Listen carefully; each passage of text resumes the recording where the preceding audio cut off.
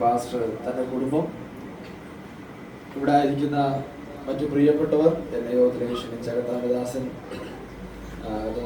Joel brother, കുടുംബം, മാതാവ്, എല്ലാ പ്രിയപ്പെട്ടവരെയും ഈ രാത്രി നമുക്ക് വേണ്ടി നല്ല ആരാധനയുടെ കർത്താവദാസനെ സ്തോത്രം ചെയ്യുന്നു. ഇന്ന് രാത്രി എല്ലാവരെയും സർവശക്തനായ ദൈവം ആദരിക്കുകയും ദൈവം മാനിക്കുകയും ചെയ്യുമാറാകട്ടെ. നമ്മളിൽ തരുന്ന എല്ലാ നല്ല കൂട്ടായ്മകൾക്കായി സ്തോത്രം ചെയ്യുന്നു. ഇന്ന് രാത്രിയിലും ദൈവം നമ്മളെ ഐശ്വര്യത്തോടെ, സമാധാനത്തോടെ, ദൈവിക സന്തോഷത്തോടെ ദൈവം നമ്മളെ കൂട്ടി വരുത്തുന്നല്ലോ. ആ ദൈവത്തിന്റെ വലിയ കൃപകൾക്കായി കർത്താവിന് സ്തോത്രം ചെയ്യുന്നു. ദൈവം നമ്മളെ നടത്തുന്ന എല്ലാ ദൈവിക വഴികൾക്കായി സ്തോത്രം ചെയ്യുന്നു. സന്തോഷത്തോടെ, സമാധാനത്തോടെ ഈ ആണ്ടിന്റെ അവസാനം നമുക്ക് കാണുവാൻ തന്ന നല്ല അവസരങ്ങൾക്കായി ദൈവത്തിന് സ്തോത്രം ചെയ്യുന്നു. ദൈവം നമ്മളെ ക്ഷേമത്തോടെ നടത്തുന്ന വഴികൾക്കായി സ്തോത്രം. കഴിഞ്ഞ പകലിൽ ദൈവം നമ്മുടെ കൂടെ ഉണ്ടായിരുന്നു. ദൈവത്തിന്റെ സാന്നിധ്യം നമ്മുടെ കൂടെ ഉണ്ടായിരുന്നു. ദൈവികമായ പരിപാലനവും ദൈവികമായ സംരക്ഷണവും നമ്മുടെ കൂടെ ഉള്ളതിനായി ഞാൻ ദൈവത്തിന് സ്തോത്രം ചെയ്യുന്നു. ഇന്ന് രാത്രിയിലും ദൈവത്തിന്റെ സാന്നിധ്യമുണ്ട്, ദൈവത്തിന്റെ ശക്തിയുണ്ട്. കർത്താവിന്റെ വചനം പറയുന്നു, 2 or 3 പേരുടെ നാമത്തിൽ എവിടെ കൂടി വന്നാലും അവരുടെ നടുവിലേക്ക് എഴുന്നള്ളി വരാമെന്ന് പറഞ്ഞ കർത്താവ് ഇന്ന് രാത്രിയിലും ആ ദൈവത്തിന്റെ സാന്നിധ്യവും ദൈവശക്തി നമ്മുടെ മേലുള്ളതിനായി സ്തോത്രം ചെയ്യുന്നു. ദൈവത്തിന്റെ വചനങ്ങൾ പറയുന്നു, ദൈവത്തിന്റെ അടുക്കൽ വരുന്നവൻ ദൈവം ഉണ്ടെന്നും തന്നെ അന്വേഷിക്കുന്നവർക്ക് ഒരു പ്രതിഫലം ഉണ്ട്. നിങ്ങൾ അറിയുന്നില്ലയോ? കർത്താവിന്റെ സ്തോത്രം. ഇന്ന് രാത്രി നമ്മൾ കൂടി വന്നിരിക്കുന്ന ഉദ്ദേശം, നമുക്ക് നിശ്ചയമായിട്ടൊരു ഉറപ്പുണ്ട്, ഇവിടെ ആരുണ്ട്? ദൈവമുണ്ട്. ദൈവത്തെ അന്വേഷിക്കുന്നവർക്ക് നിശ്ചയമായിട്ടും ഒരു പ്രതിഫലവും ദൈവം വെച്ചിട്ടുണ്ട്. സ്തോത്രം. ആ 2 ഉറപ്പിലാണ് ഇന്ന് രാത്രി നമ്മളോട് വന്നിരിക്കുന്നത്. സ്തോത്രം. ആ 2 ഉറപ്പിലാണ് നമ്മൾ ഇന്ന് രാത്രി ഇവിടെ വന്നിരിക്കുന്നത്. ഉറപ്പ് വേണം. ദൈവത്തിന്റെ അടുക്കൽ വരുന്നവൻ ദൈവം ഉണ്ടെന്ന് വിശ്വസിക്കണം. ഇന്ന് രാത്രി ദൈവം ഉണ്ടെന്നുള്ള വിശ്വാസത്തോടെ, ആ പ്രത്യാശയോടെ, ആ ധൈര്യത്തോടെയാ നമ്മൾ ഇന്ന് രാത്രി ഇവിടെ വന്നിരിക്കുന്നത്. സ്തോത്രം. അത് മാത്രമല്ല, ദൈവം ഉണ്ടെന്ന് മാത്രമല്ല വിശ്വസിക്കുന്നത്, തന്നെ അന്വേഷിക്കുന്നവർക്ക്, തന്നോട് പ്രാർത്ഥിക്കുന്നവർക്ക്, തന്നെ അന്വേഷിക്കുന്നവർക്ക് നിശ്ചയമായിട്ടും ഒരു പ്രതിഫലം എന്റെ ദൈവം വെച്ചിട്ടുണ്ട്. സ്തോത്രം ചെയ്യുന്നു. അത് അന്വേഷിക്കുന്നവർക്കേ ഉള്ളൂ, കാത്തിരിക്കുന്നവർക്കേ ഉള്ളൂ, വിശ്വസിക്കുന്നവർക്കേ ഉള്ളൂ. അങ്ങനെയുള്ള പ്രത്യാശയോടെ, ധൈര്യത്തോടെ ഇന്ന് രാത്രി വന്നിരിക്കുന്നവർക്കായി സ്തോത്രം ചെയ്യുന്നു. ആത്മധൈര്യത്തോടെ പോകുവാൻ ദൈവം നമ്മളെ സഹായിക്കട്ടെ. ആ ദൈവിക കൃപ, ആ പ്രത്യാശ ദൈവം നമ്മുടെ മേൽ തന്നിരിക്കുന്നതിനായി സ്തോത്രം ചെയ്യുന്നു. ഉപവാസത്തിന്റെ ഈ 2ാമത്തെ രാത്രി നമുക്ക് ഒരുമിച്ച് നമ്മളെ കൂട്ടിവരുത്തിയല്ലോ, അതിനായി സ്തോത്രം ചെയ്യുന്നു. നമ്മുടെ മുമ്പിൽ സമയം ഒത്തിരി അധികമില്ല, എങ്കിലും കർത്താവിന്റെ വചനത്തിലേക്ക് കിടക്കാൻ കർത്താവിൽ ആഗ്രഹിക്കുക. കർത്താവ് ചില നാളുകളായി എന്നോട് ഇടപെടുകയും യുവാന്മാരോട് സംസാരിക്കുകയും ചെയ്ത ചില ദൈവിക ദൂതുകൾ പറഞ്ഞ് മുമ്പോട്ട് കർത്താവിൽ ആഗ്രഹിക്കുന്നു. ഒന്നിടത്തൊക്കെ ഈ സന്ദേശം പറയാൻ ദൈവം നിങ്ങളെ സഹായിച്ചെങ്കിലും ഇന്ന് രാത്രിയിലും കൂടെ ഈ ദൈവസഭയോട്, ദൈവമക്കളോട് പറയാൻ കർത്താവിൽ ആഗ്രഹിക്കുകയാണ്. ഒരു വാക്യം വായിച്ച് മുമ്പോട്ട് കർത്താവ് നമ്മളെ സഹായിക്കട്ടെ. യെശയ്യാപ്രവാചകന്റെ പുസ്തകം 54-ാം അധ്യായം അതിന്റെ 17-ാമത്തെ വാക്യം ഒന്ന് വായിക്കാം. യെശയ്യാപ്രവാചകന്റെ പുസ്തകം 54-ാം അധ്യായം അതിന്റെ 17-ാമത്തെ വാക്യം ഒന്ന് വായിക്കാം.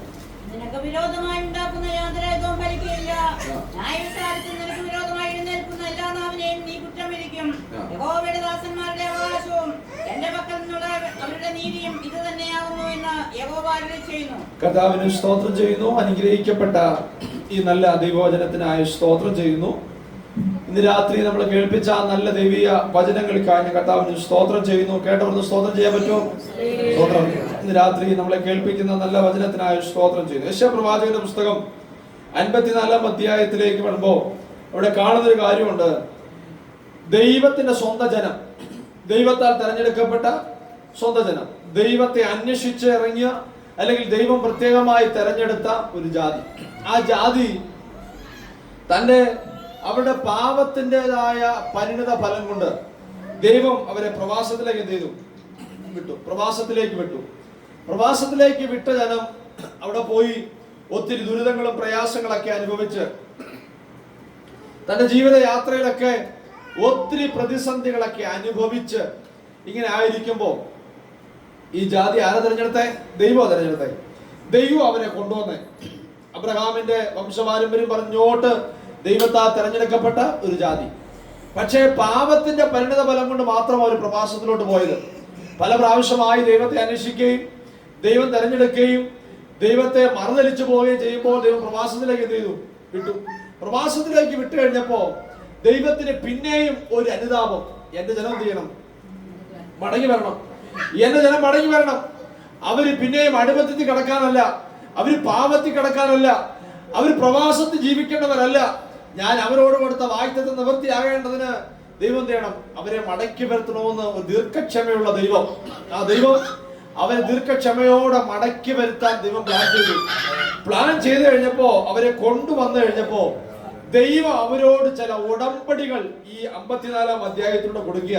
54-ാം അധ്യായത്തിലൂടെ ദൈവം കൊടുക്കുന്നു, പർവ്വതങ്ങൾ മാറിപ്പോകും, കുന്നുകൾ നീങ്ങിപ്പോകും, എങ്കിലും എന്റെ ദയ നിന്നെ വിട്ടതേതില്ല, മാറുകയില്ല. അടുത്ത പറയുന്നു, നോഹയുടെ കാലത്ത് വെള്ളം ഉണ്ടായിരുന്നല്ലോ, പക്ഷെ ഇനി ഞാൻ ആ വെള്ളത്തെ അറിയത്തില്ല, നിങ്ങളെ നശിപ്പിക്കത്തില്ല. അങ്ങനെ ദൈവം ചില ഉടമ്പടികളൊക്കെ അവരോട് കൊടുക്കുക. അതിന്റെ 4-ാമത്തെ വാക്യം വായിക്കുന്നു, ഭയപ്പെടേണ്ട, നീ ലജ്ജിച്ചു പോകുകയില്ല, ഭ്രമിച്ചു നോക്കേണ്ട, നീ നാണിച്ചു പോകുകയില്ല എന്നൊക്കെ ദൈവം അവർക്ക് വാഗ്ദത്തം കൊടുത്ത് ചില ഉടമ്പടികളെ കൊടുത്ത് അവരെ ആ ദേശത്ത് ഉറപ്പിക്കുക, അവരെ മടക്കി കൊണ്ടുവരിക. അങ്ങനെ ഉടമ്പടി കൊടുത്ത ഒരു ഉടമ്പടി വാക്യമാ, നിനക്ക് വിരോധമായി ഉണ്ടാക്കുന്ന യാതൊരു ആയുധവും അടിക്കയില്ല. സ്തോത്രം ചെയ്യുന്നു. കർത്താവിന്റെ വചനം പറയുന്നു, ഒരു ഉടമ്പടി ദൈവം ചെയ്യുക, ദൈവം ഒരു തീർപ്പ് കൽപ്പിക്കുക. ആരോടാ? ദൈവത്തിന്റെ സ്വന്തം ജനത്തോട്. ഞാൻ എപ്പോഴും ചിന്തിക്കാറുണ്ട്, ദൈവം ഒരു ഉടമ്പടി ചെയ്യുമ്പോഴും, ദൈവം ഒരു വാഗ്ദത്തം കൊടുക്കുമ്പോഴും, ഒരു ദൂത് കൊടുക്കുമ്പോഴൊക്കെ അതിന്റെ പിന്നിൽ ദൈവം ചില കാര്യങ്ങൾ അനുസരിക്കാനും ജനത്തോട് ചെയ്യുന്നുണ്ട്, പറയുന്നുണ്ട്. സ്തോത്രം. അല്ലാതെ ദൈവം എല്ലാവർക്കും കൊടുക്കുന്ന ഒരു വാഗ്ദത്തം ഞാൻ വിശ്വസിക്കത്തില്ല. ദൈവം കൊടുക്കുന്ന വാഗ്ദത്തത്തിനകത്ത്, ദൈവം കൊടുക്കുന്ന ഒരു ഉടമ്പടിക്കകത്ത്, ദൈവം കൊടുക്കുന്ന ദൈവിക അരുളപ്പാടിനകത്ത് ദൈവം മുന്നമേ പറയും, നീ ഇന്നതുപോലെ ഇന്നത് ചെയ്താൽ, നീ ഇന്നതുപോലെ ദൈവത്തോട് ചേർന്നിരുന്നാൽ ഞാൻ നിന്നെ എന്ത് ചെയ്യാം? മാനിക്കാം. 91 സംഗീതത്തിൽ അറിയുന്ന വാക്യ, അവൻ എന്നോട് പറ്റിയിരിക്കാൻ ഞാൻ അവനെ വിടുവിക്കും. അറിയാവുന്ന പാടുക. സ്തോത്രം. കർത്താവ് അവനാ പറഞ്ഞ്, ദൈവത്തോട് പറ്റിയിരുന്ന ഞാൻ എന്ത് ചെയ്യാം? വിടുവിക്കാം. പറ്റിയിരിക്കാത്തവർ ചെയ്തില്ല, അത്രയും ദൈവത്തിന്റെ അർത്ഥം. ദൈവം അതിന് അങ്ങനെ പറയുന്നേ.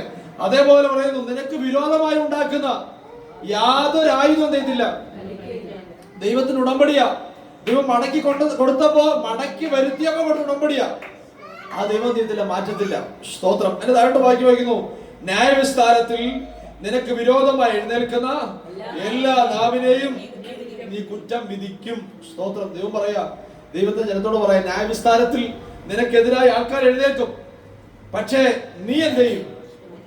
നീ കുറ്റം വിധിക്കും. അടുത്ത വാക്യം ഒരു പ്രധാനപ്പെട്ട വാക്യമാണ്. അടുത്ത വാക്യമോ, യഹോവയുടെ ദാസന്മാരുടെ അവകാശവും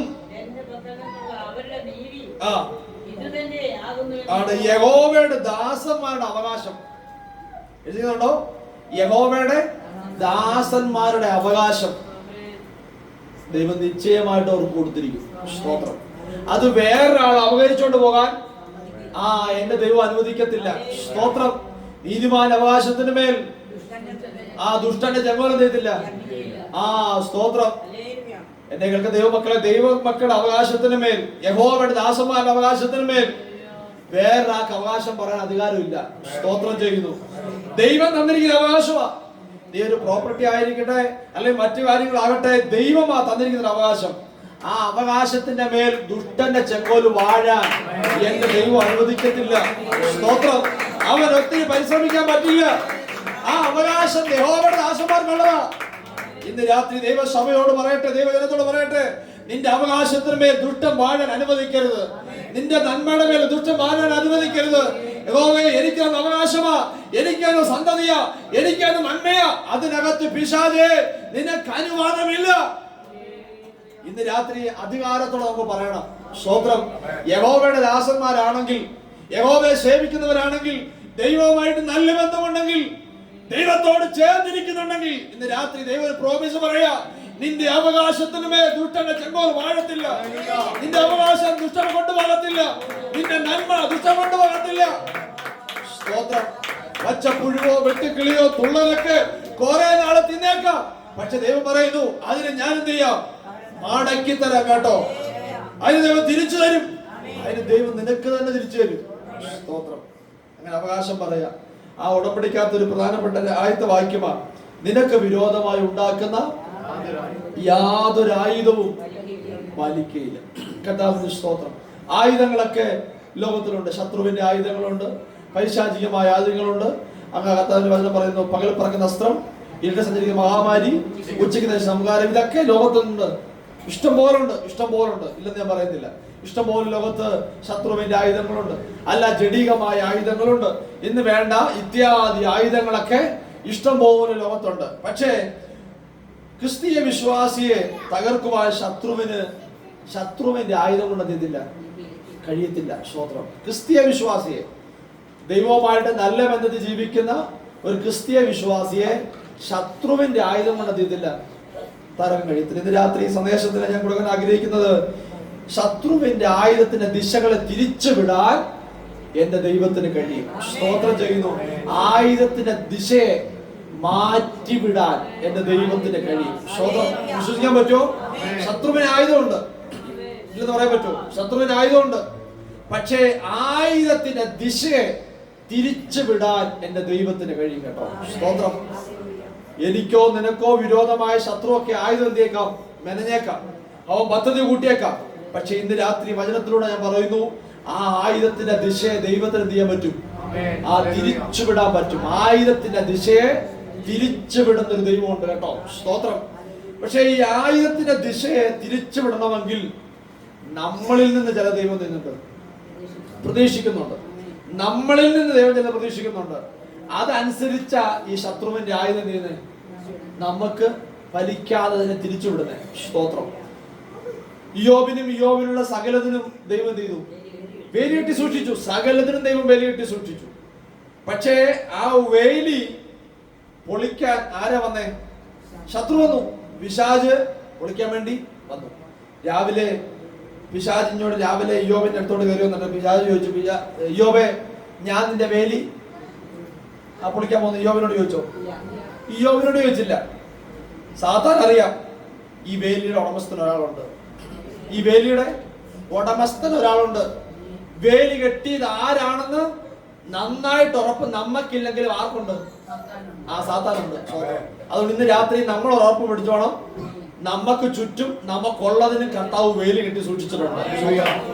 നമ്മൾ വേലി കെട്ടിയില്ലെങ്കിലും നമുക്ക് വേലി കെട്ടുന്ന ഒരുവനുണ്ട്, അവനെ നമ്മൾ ആരാധിക്കുന്നത്. ഈ സാത്താൻ നന്നായിട്ട് അറിയാം, ഇയ്യോബിനോട് ചോദിച്ചാൽ ഈ വേലി എന്ത് ചെയ്യത്തില്ല, പൊളിക്കാൻ പറ്റത്തില്ല. കാരണം ഇതിന്റെ ഉടമസ്ഥൻ ഇയ്യോബല്ല. അതുകൊണ്ട് സാധാരണ നേരെ വിട്ടു ദൈവത്തിന് ഇടയ്ക്ക് ചെന്നിട്ട് പറഞ്ഞു, എനിക്ക് ആ വേലി എന്ത് ചെയ്യണം, ഒന്ന് പൊളിച്ചു തരണം. ആ വേലി പൊളിച്ചു കളഞ്ഞാലേ എനിക്ക് എന്ത് ചെയ്യാൻ പറ്റത്തുള്ളൂ, എനിക്ക് അങ്ങോട്ട് കയറാൻ പറ്റത്തുള്ളൂ. സ്തോത്രം. അതുപോലെ നമുക്ക് ഓരോരുത്തർക്കും വേലി എന്തുണ്ട്, ദൈവം കെട്ടിയിട്ടുണ്ട്. ദൈവം പറഞ്ഞു, നീ പൊളിച്ചോ, നിനക്ക് സമ്മതം തന്നിരിക്കുക. സ്തോത്രം. പക്ഷേ അവന്റെ പ്രാണനെ മാത്രം തൊടാൻ പറ്റത്തില്ല. ഇയ്യോബിനുള്ള സകലതിനും, അന്നേരം ഇയ്യോബിന്റെ ഓരോന്നിനും ദൈവം വേലികെട്ടി സൂക്ഷിച്ചിട്ടുണ്ട്. സ്തോത്രം. ഇയ്യോബിന്റെ മക്കൾക്ക്, ഇയ്യോബിന്റെ സമ്പത്തിന്, ഇയ്യോബിനെ തന്റെ പ്രാണനെ എല്ലാത്തിനും ദൈവം വേലികെട്ടി സൂക്ഷിച്ചിട്ടുണ്ട്. സ്തോത്രം. അതുകൊണ്ട് ലാസ്റ്റ് പൊളിക്കാൻ ചെന്നപ്പോ തന്റെ പ്രാണനെ തൊടാൻ ഈ സാത്താന് നിനക്ക് അധികാരമില്ല. ഞാൻ പ്രാണനും പ്രത്യേകമായ ഒരു വേലി കെട്ടിയിട്ടുണ്ട്. ഇന്ന് രാത്രി വിശ്വസിക്കണം, എനിക്കും നിങ്ങൾക്കും ദൈവം ഓരോന്നിനായി ദൈവത്തിന്റെ വേലി കെട്ടി സൂക്ഷിക്കുന്ന ദൈവമാണ് നമ്മുടെ ദൈവം. സ്തോത്രം. ഓരോന്നിനും വേലി കെട്ടി സൂക്ഷിക്കുന്നുണ്ട്.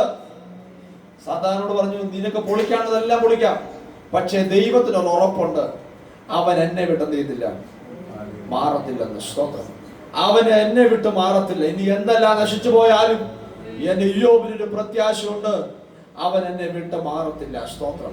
ആര് തള്ളിക്കളഞ്ഞു, തന്റെ സ്നേഹിതന്മാർ തള്ളിക്കളഞ്ഞു, തനിക്ക് ഒത്തിരി നഷ്ടം വന്നു. പക്ഷെ ഇയ്യോബിനൊന്ന് പറയാനുണ്ട്, എനിക്കിത് തന്നാൽ ഞാൻ ഇത് സ്വീകരിക്കാൻ ഞാൻ ശക്തനാണ്. പക്ഷേ എനിക്ക് നന്മ തന്നാൽ തിന്മയെ ഞാൻ ചെയ്യണം, സ്വീകരിക്കണം. പക്ഷെ ഇയ്യോബ് ആ പ്രത്യാശയോടെ നിന്നപ്പം ഇയ്യോബിനൊന്ന് പറയാനുണ്ട്, എനിക്ക് നഷ്ടപ്പെട്ടതൊക്കെ ഇരട്ടിയായി തരുന്ന ദൈവമുണ്ട് കേട്ടോ. സ്തോത്രം. ഇന്ന് രാത്രി എന്നെ കേൾക്കുന്ന ദൈവ മക്കളെ, ശത്രു നമ്മുടെ നേരെ ഒന്നൊക്കെ കൊണ്ടുപോയേക്കാം, ചിലതൊക്കെ നഷ്ടമാക്കി കളഞ്ഞേക്കാം. പക്ഷെ ഇന്ന് രാത്രി പ്രത്യാശയോടെ നിൽക്കുന്നവർ പറയണം, എനിക്ക് മടക്കിത്തരാൻ എന്റെ ദൈവത്തിന് കഴിയും കേട്ടോ. എനിക്ക് മടക്കിത്തരാൻ എന്റെ ദൈവത്തിന് കഴിയുമെന്ന്, എനിക്ക് മടക്കിത്തരാൻ ദൈവത്തിന് കഴിയും. നഷ്ടപ്പെട്ടു പോയതായിരിക്കാം, പക്ഷെ പിശാച് കൊണ്ടുപോയതേക്കാം. പക്ഷെ ഇന്ന് രാത്രിയിലും ദൈവം പറയുന്നു, അതിനെ മടക്കിത്തരാൻ ദൈവത്തിന് കഴിയുമെന്ന്. സ്തോത്രം. അത് ഒന്നായിട്ടല്ല, ഇരട്ടിയായിട്ട് മടക്കിത്തരാൻ എന്റെ ദൈവത്തിന് കഴിയും കേട്ടോ. നമ്മൾ പറഞ്ഞു വന്ന ഭാവം എങ്ങനെയാ? ഒരു ക്രിസ്തീയ വിശ്വാസിക്ക് ഈ ആയുധങ്ങളൊന്നും പേടിക്കേണ്ട കാര്യമില്ല. പക്ഷെ ഞാനും നിങ്ങളും ആരാണെന്ന് എന്ത് ചെയ്യണം? ഉറപ്പ് വേണം. ഒന്നാമത്തെ കാര്യം പറഞ്ഞ് മുമ്പോട്ട് പോകാം. ആയുധത്തിന്റെ ദിശകളെ, ശത്രുവിന്റെ ആയുധത്തിന്റെ ദിശകളെ എങ്ങനെ നമ്മൾ കേൾക്കാതെ അതിൽ നിന്ന് രക്ഷ എങ്ങനെ പെടാം? അത് രണ്ട് കാര്യം പറഞ്ഞ് മുമ്പോട്ടൊക്കെ എത്താൻ ആഗ്രഹിക്കുക. ഒന്ന്, പ്രാർത്ഥനയും വിശ്വാസവും വേണം. നമ്മൾ സ്ഥിരമായി കേൾക്കുന്ന കാര്യം, എല്ലാ ഞായറാഴ്ചകളിലും എല്ലാ പ്രാർത്ഥനകളിലും നമ്മൾ സ്ഥിരമായി കേൾക്കുന്ന കാര്യമാണ് പ്രാർത്ഥന, വിശ്വാസം. അത് നിരന്തരമായി കേൾക്കുന്ന കാര്യമാണ്. സ്വതന്ത്രം. പക്ഷെ കർത്താവ് പറയുന്നു, ഇത് രണ്ടും ഒരേ തട്ടിൽ എന്ത് ചെയ്യണം? ഒരേ തട്ടിൽ പോകണം. സ്തോത്രം. അത് ഒന്നാമത്തെ കാര്യം. രണ്ടാമത്തെ കാര്യം, ഞാനും നിങ്ങളും ആരാണെന്ന് നല്ല ഉറപ്പ് വേണം. ഈ രണ്ട് കാര്യം മാത്രം വിശദീകരിച്ച് മുമ്പോട്ടൊക്കെ കർത്താവിൽ ആഗ്രഹിക്കുക. ഒന്നാമത്, വിശ്വാസവും പ്രാർത്ഥനയും ഒരേപോലെ വേണം. രണ്ടാമത്, ഞാനും നിങ്ങളും ആരാണെന്ന് ഉറപ്പ് വേണം. സ്തോത്രം. മത്തായിയുടെ സുവിശേഷം 21-ാം അധ്യായം അതിന്റെ 22-ാമത്തെ വായിക്കാമോ? മത്തായി 21-ന്റെ 22-ാമത്തെ വാക്യം.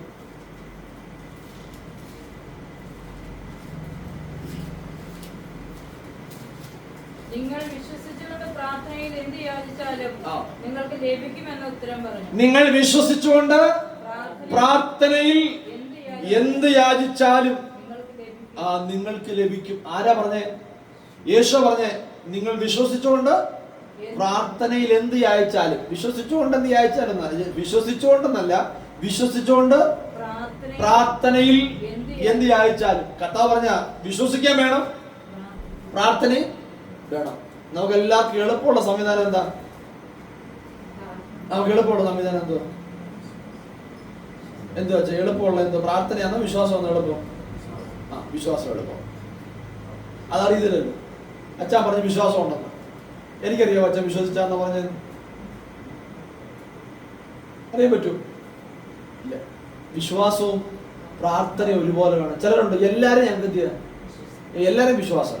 അവിടെ ഇരിക്കുന്നവരെ ഇവിടെ ഇരിക്കുന്നവരെയും നമ്മൾ സുവിശേഷം പറയാൻ പോയി പിന്നെ എല്ലാവരും എന്ത് ചെയ്യണം? എല്ലാവരും അല്ല. അങ്ങനത്തെ വിശ്വാസമൊന്നും ദൈവത്തിന് ഇഷ്ടമല്ല. നമ്മൾ വിശ്വസിച്ചുകൊണ്ടെന്ന് പറഞ്ഞാൽ നമുക്ക് പൂർണ്ണമായി എന്ത് ചെയ്യണം? ഒരു വിശ്വാസം വേണം. അത് മാത്രം പോരാ, പ്രാർത്ഥനയും വേണം. ചിലരുണ്ട് പ്രാർത്ഥിക്കത്തില്ല, കാണുന്നതിനെല്ലാം എന്ത് ചെയ്യും? വിശ്വസിക്കും. ചിലരുണ്ട് വിശ്വാസമുണ്ട്, പ്രാർത്ഥനയില്ല. വിശ്വാസം. അതിൽ ചില കാര്യങ്ങളൊന്നും പറഞ്ഞ് ഞാൻ വേഗത്തിൽ അവസാനിപ്പിക്കുക. കർത്താവിന്റെ വചനത്തിലൂടെ ചിന്തിക്കുമ്പോൾ ഈ പ്രാർത്ഥനയും വിശ്വാസവും കൂടെ ഒരുപോലെ പോകണം. നമുക്ക് എല്ലാവർക്കും അറിയുന്ന കാര്യം. അപ്പോസ്തല പ്രവൃത്തിക്കകത്ത് പത്രോസും കൂടുള്ളവരൊക്കെ, പത്രോസ് കാരാഗൃഹത്തിലായിരുന്നപ്പോ അവിടെ നടന്ന സംഭവങ്ങളൊക്കെ നമുക്ക് നന്നായിട്ട് അറിയാം.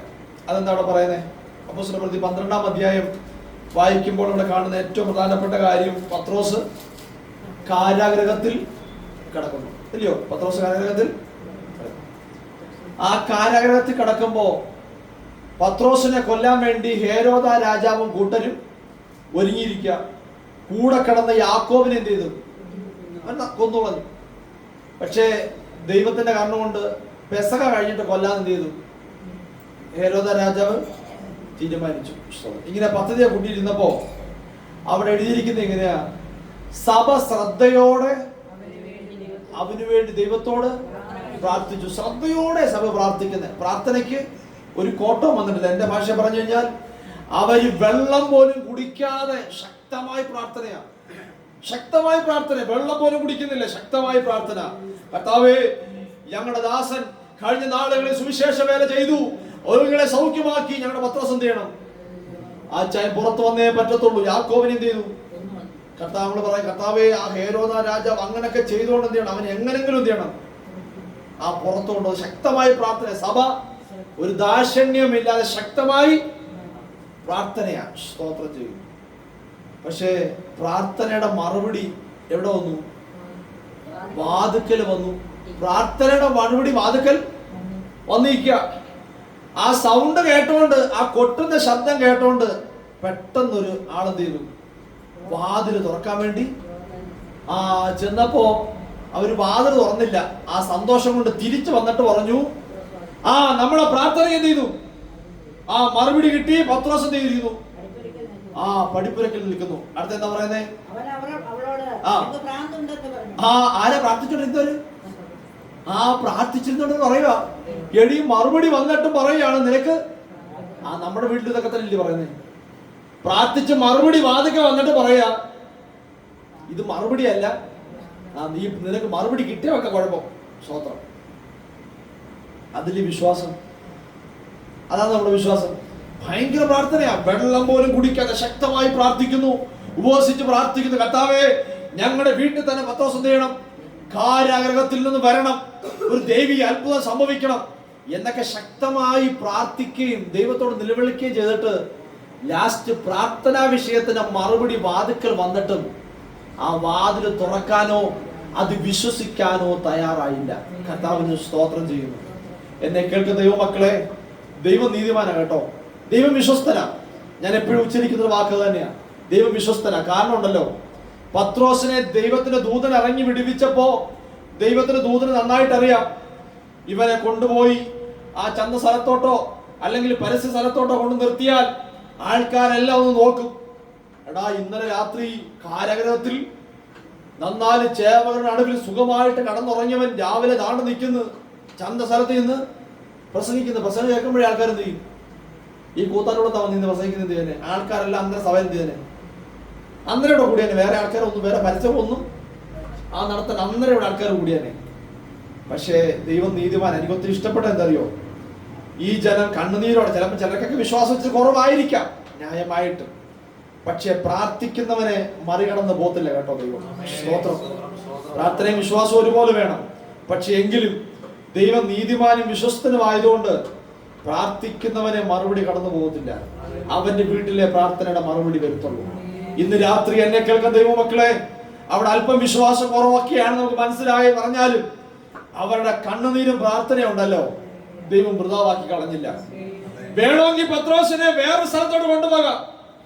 ഇവിടെ പത്രോസിന് ആരും ലെറ്റർ അയച്ചില്ല, ഫോൺ വിളിച്ചില്ല. പത്രോസെ, ഞങ്ങൾ ഇവിടെ ഉപവസിച്ച് പ്രാർത്ഥിച്ചുകൊണ്ടിരിക്കുക, നീ ഇറങ്ങിയ ഉടനെ എന്ത് ചെയ്യണം? ഞങ്ങളുടെ വീട്ടിൽ വരണമെന്ന് പത്രോസിനോട് ആരും പറഞ്ഞില്ല കേട്ടോ. പക്ഷെ മറുപടി അവിടെ വിടുതലയച്ച ദൂതനെ ഇറങ്ങി വിടുവിച്ചേ. ദൂതന് കൃത്യമായിട്ട് അറിയാം എത്തിക്കേണ്ടടുത്ത് കൃത്യമായിട്ട് എത്തിക്കാൻ. ഇന്ന് രാത്രി വചനത്തിലൂടെ ഞാൻ പറയട്ടെ, പ്രാർത്ഥിക്കുന്നവന്റെ വീട്ടിലാ മറുപടി കേട്ടോ. ആരാധിക്കുന്നവന്റെ വീട്ടിലാ മറുപടി, പ്രാർത്ഥിക്കുന്നവന്റെ വീട്ടിലാ മറുപടി. ആ മറുപടി വേറെ ദിശയിലോട്ട് മാറിപ്പോകത്തില്ല കേട്ടോ, വേറെ സ്ഥലത്തോട്ട് മാറിപ്പോകത്തില്ല. ഇന്ന് രാത്രി ഞാൻ ദൈവത്തിന് ദൂതായി പറയട്ടെ, ഇവിടെ നീ പ്രാർത്ഥിക്കുന്നതെങ്കിൽ, ഇവിടെ ആരാധിക്കുന്നെങ്കിൽ ഇവിടെ ദൈവത്തിന് മറുപടി ഉള്ളത്. സ്തോത്രം.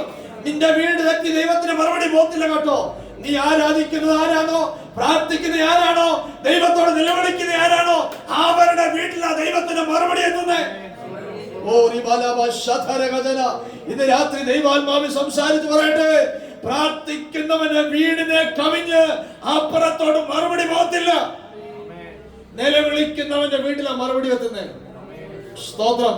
പത്രോസിന് വേണ്ടി സഭ ശ്രദ്ധയോടെ പ്രാർത്ഥിക്കുന്നത് സ്വർഗത്തിലെ ദൈവം നന്നായി കാണുന്നുണ്ട്, നന്നായി അറിയുന്നുണ്ട്. ഇന്ന് രാത്രി ഇവിടെ കേൾക്കുന്ന ദൈവജനമേ, എന്നെ ശ്രദ്ധിക്കുന്ന ദൈവമക്കളെ, ആത്മാവിനോട് പറയട്ടെ, നിന്റെ തലമുറയ്ക്ക് വേണ്ടിയായിരിക്കും നീ കരയുന്നേ, നിന്റെ സഭയ്ക്ക് വേണ്ടിയായിരിക്കും നീ കരയുന്നേ, നിന്റെ ജീവിതത്തിന് വിടുതലിന് വേണ്ടിയായിരിക്കും കരയുന്നേ. പക്ഷെ ഇന്ന് രാത്രി ദൈവം പറയുന്നു, അതിന്റെ മറുപടി നിനക്ക് തന്നെ വരുന്നേ. അതിന്റെ മറുപടി വേറൊരാളുടെ വീട്ടിൽ പോകത്തില്ല. സ്തോത്രം. നീ വിശ്വസിക്കാൻ പറ്റുമോ? ദൈവദാസൻ കരഞ്ഞാൽ ദൈവദാസന്റെ വീട്ടിലോട്ടാ പ്രാർത്ഥനയുടെ മറുപടി വരുന്നത്. അത് വേറൊരാളുടെ വീടോട് ദൈവം എടുത്തു കൊടുക്കത്തില്ല. സ്തോത്രം. അത് തന്നെ പത്രോസിനെ അവിടോട്ട് കൊണ്ടുവരുന്നേ. രണ്ടാമത്തെ കാര്യം കൂടെ പറഞ്ഞ് വേഗത്തിൽ വിടാം. ദൈവത്തിന് മുമ്പിൽ വിശ്വാസവും പ്രാർത്ഥനയൊക്കെ ഒരുപോലെ എന്ത് ചെയ്യണം? വേണം. അത് വിശ്വാസിയെന്നോ അവിശ്വാസിയെന്നോ അല്ലെങ്കിൽ വിശ്വാസിയെന്നോ പാസ്റ്ററെന്നോ പുരോഹിതനെന്നോ ദൈവത്തിന് ഇല്ല. ദൈവത്തിന് വ്യത്യാസമില്ല. ഞാൻ വേഗത്തിലാ പറഞ്ഞു വിടുന്നത്. വിശ്വാസിയെന്നോ പാസ്റ്ററെന്നോ പുരോഹിതനെന്നോ ദൈവത്തിന് വിശ്വാസം, ദൈവത്തിന് വിഷയമല്ല. വിശ്വാസവും പ്രാർത്ഥനയും ഒരുപോലെ എന്ത് ചെയ്യണം? കൊണ്ടുപോകണം. സ്തോത്രം. ലൂക്കോസിന്റെ സുവിശേഷം 1-ാം അധ്യായം അതിന്റെ 12-ാമത്തെ വാക്യം വായിക്കാമോ? അവനെ കണ്ട് ഭ്രമിച്ച് ഭയപരവശനായി. ദൂതൻ അവനോട് പറഞ്ഞത്, സെക്കറിയാവേ, ഭയപ്പെടേണ്ട, നിന്റെ പ്രാർത്ഥനയ്ക്ക് ഉത്തരമായി. കർത്താവിന് സ്തോത്രം. സെക്കറിയാവിനോടാ ആരാ വന്ന് പറയുന്നേ? ദൂതൻ വന്ന് പറയാ, സെക്കറിയാവേ ഭയപ്പെടേണ്ട, നിന്റെ പ്രാർത്ഥനയ്ക്ക് ഉത്തരമായിരിക്കുന്നു. സ്തോത്രം. എത്ര ശ്രദ്ധയോടാ ദൂതം വന്ന് പറയുന്നേ. നമ്മളോട് അങ്ങനെ പറയോ? വെച്ചാ പറയോ? നമ്മളോട് ദൂതം വന്ന് അങ്ങനെ പറയോ? എടാ തോമസേ, നിന്റെ പ്രാർത്ഥന എനിക്ക് ഉത്തരവായി. ചിലപ്പോൾ പ്രവാചകനോ അല്ലെങ്കിൽ മറ്റാരെങ്കിലും എന്ത് ചെയ്യും, ചിലപ്പോൾ പറഞ്ഞേക്കാം സ്തോത്രം. പാസ്റ്റർ ചിലപ്പോൾ അല്ലെങ്കിൽ മറ്റാരെങ്കിലും ഒക്കെ പറയാം അമ്മയുടെ പ്രാർത്ഥന കൊണ്ടാക്കിയ. പക്ഷെ ദൂതം എന്ന് പറയണമെങ്കിൽ ആ പ്രാർത്ഥന നന്നായിട്ട് പ്രാർത്ഥിച്ചെങ്കിലേ ചെയ്തുള്ളൂ ആ ദൂതം എന്ന് പറയത്തുള്ളൂ. സെക്കരിയാവ് കുറെ നാളുകൊണ്ടേ പ്രാർത്ഥിക്കുന്നുണ്ട്. അവന്റെ പ്രാർത്ഥന, കർത്താവേ എനിക്ക് തലമുറ എന്ത് ചെയ്യണം വേണം. സെക്കരിയാവ് സാധാ മനുഷ്യനല്ല, ദൈവത്തിന്റെ അടുക്കൽ നിന്ന് ശുശ്രൂഷ ചെയ്തൊരു പുരോഹിതനാണ്. ഏറ്റവും പ്രധാനപ്പെട്ട ഒരാളാ, പ്രധാനപ്പെട്ട വ്യക്തിയാ. പക്ഷേ തൻ്റെ ആ ശുശ്രൂഷയുടെ കാലയളവിൽ താൻ നിൽക്കുന്നിടത്ത്, താൻ ശുശ്രൂഷിക്കുന്നിടത്ത് മനുഷ്യരാരും കയറി വരുന്നില്ല. അവിടെ ദൈവത്തിന്റെ ദൂതൻ ഇറങ്ങി വന്നിട്ട് പറയാ, സെക്കരിയാവേ നിന്റെ പ്രാർത്ഥനയ്ക്ക് മറുപടിയായി, ഉത്തരവായി. സ്തോത്രം. സെക്കരിയാവിനോടാ പറയുന്നേ. ആ ഭാഷ നോക്കണേ, നിന്റെ പ്രാർത്ഥനയ്ക്ക് ഉത്തരവായി. സ്തോത്രം. അല്ല സെക്കരിയാവേ, അപ്പുറത്തെ അമ്മാമ നിനക്ക് വേണ്ടി കഴിഞ്ഞ നാളുകളിൽ പ്രാർത്ഥിച്ചു, അതിന് ഉത്തരം നിനക്ക് തരാന്ന് പറഞ്ഞു. സെക്കരിയാവേ നിന്റെ പ്രാർത്ഥനയ്ക്ക് ഉത്തരവായി. സ്തോത്രം. അടുത്ത സെക്കരിയാവ് പറയാ, സെക്കരിയാവ് ഇത് കണ്ടപ്പോ എന്ത് ചെയ്ത് പേടിച്ചുപോയി. സെക്കരിയാവ് ഇത് കണ്ടിട്ട് പേടിച്ചുപോയി. കുറെ ദൂത് ഇങ്ങോട്ട് എന്ത് ചെയ്തു, താഴോട്ട് സെക്കരിയാവിനോട് ദൂതം പറഞ്ഞു, നിനക്കൊരു മോൻ ജനിക്കും, അവന് യോഹന്നാൻ എന്ന് പേരിടണം, അവൻ ഇങ്ങനെ ആവും, അങ്ങനെ കുറെ കാര്യങ്ങളെല്ലാം ദൂത് പറഞ്ഞിട്ട് അതിന്റെ 18ാമത്തെ വാക്യം വായിക്കാമോ? ഇത്രയും ദൂതെല്ലാം നിരത്തി പറഞ്ഞു. ആരാണ് സെക്കരിയാവ്? പുരോഹിതൻ, ദൈവത്തിന്റെ അടുക്കൽ നിന്ന് ശുശ്രൂഷ ചെയ്യുന്ന ആളാ. ദൂത് പറയാൻ വന്ന ആരാണ്? ദൈവത്തിന്റെ ദൂതന. സ്തോത്രം. ഈ ദൂത് പറഞ്ഞിട്ട് സാധാരണ മനുഷ്യനല്ല, പുരോഹിതനാ. പുരോഹിതൻ ദൂതനോട് ചോദിക്കുക, ഇത്രയും ദൂതോടൊപ്പം ഞാൻ എന്തോന്നിനാൽ ഇത് അറിയാൻ പറ്റും കർത്താവേ. എന്നിട്ട് അടുത്ത വാക്യം, എന്നിട്ട് തന്റെ ഒഴിവുകൾ പറയാ, തന്റെ കുഴപ്പങ്ങൾ ദൈവത്തിന്റെ ദൂതനോട് പറയാ. ഞാൻ എന്ത് ചെയ്തിരിക്കുന്നു? ഞാൻ വൃദ്ധനും എന്റെ ഭാര്യ വയസ്സ് ചെന്നവളും യെല്ലോ എന്ന് പറഞ്ഞു. സ്തോത്രം. ദൂതനോടാ പറയുന്നേ, അവിടുത്തെ പാസ്റ്ററോടല്ല പറയുന്നേ, ദൂതനോടാ പുരോഹിതം പറയുന്നേ. സ്തോത്രം. ഈ ദൂതൻ അറിയത്തില്ലായിരുന്നോ സെക്കരിയാവിന്റെ അവസ്ഥ? ദൂത് പറയാൻ വന്ന ദൂതൻ അറിയത്തില്ലയോ ഈ സെക്കരിയാവിന്റെ അവസ്ഥ? ദൂത് പറയാൻ വരുമ്പോ നിനക്ക് പ്രായമുണ്ടെന്നും നിന്റെ ഭാര്യ വയസ്സ് എന്നവളാണെന്നും ദൂതന് നന്നായിട്ട് ബോധ്യമുണ്ടെന്ന്. നന്നായിട്ട് ദൂതന് ബോധ്യമുണ്ട്. നീ വയസ്സ് ചെന്നു, നിന്റെ ഭാര്യ വയസ്സ് ചെന്നു, എനിക്കറിയാം. പക്ഷേ എന്നോട് ദൈവം പറഞ്ഞേ നിന്റെ പ്രാർത്ഥനയ്ക്ക് ദൈവം ഉത്തരവായെന്നും നിനക്കൊരു മകനെ തരുമെന്നും ദൂതനാ പറഞ്ഞേ. ഇന്ന് രാത്രി എന്നെ കേൾക്കുന്ന ദൈവം മക്കളെ, നമുക്കൊരു ദൂത് കേൾക്കുമ്പോ ഉണ്ടല്ലോ, ഒരു ആലോചന കേൾക്കുമ്പോ നമ്മൾ അതിനെ നമ്മുടേതായ സങ്കല്പങ്ങളിലേക്ക് കൊണ്ടുവന്ന്, നമ്മുടേതായ ഒഴിവുകൾ പറഞ്ഞ്, നമ്മുടെ പരിമിതികൾ പറഞ്ഞ്, നമ്മുടെ പരിമിതികളും പരിധികളും അതിനകത്ത് ഉൾപ്പെടുത്തിയിട്ട് പറയാം, കർത്താവേ ഇത് നടക്കാൻ അത്ര സാധ്യതയില്ല. എന്റെ ജീവിതത്തിൽ സംഭവിക്കുമെന്ന് യാതൊരു പ്രതീക്ഷയില്ല. ഇന്ന് രാത്രി അങ്ങനെ ആയി പോകരുത്. സ്തോത്രം. ദൂതനോട് മറുതലിച്ച് നിൽക്കരുത്. ആലോചനയോട് മറുതലിഞ്ചിക്കാൻ എനിക്കും നിങ്ങൾക്കും അധികാരമില്ല. ഇന്ന് രാത്രി ദൈവാത്മാവ് ശക്തമായി ഇടപെടുന്നു. ദൈവം പറയുന്ന ദൂതുണ്ടല്ലോ, നിന്നെ നന്നായിട്ട് മനസ്സിലാക്കിയിട്ടാ പറയുന്നത്. നിന്റെ ഇപ്പോഴത്തെ സാഹചര്യം നോക്കി തന്നെ ദൈവം പറയുന്നത്. പക്ഷെ നീ വിശ്വസിക്കാൻ തയ്യാറായാൽ ആ ദൈവത്തിന്റെ മഹത്വം കാണും. സെക്കരിയാവേ, എനിക്കറിയാം നീ വയസ്സ് എന്നെന്ന്, എനിക്കറിയാം നിനക്ക് പ്രായമായെന്ന്. പക്ഷെ എന്നോട് ദൈവമോ പറഞ്ഞേ, നിനക്ക് ഈ പ്രായത്തിൽ ഒരു മകനെ തരാന്ന് ദൈവമോ വാഗ്ദത്തം ചെയ്തേ.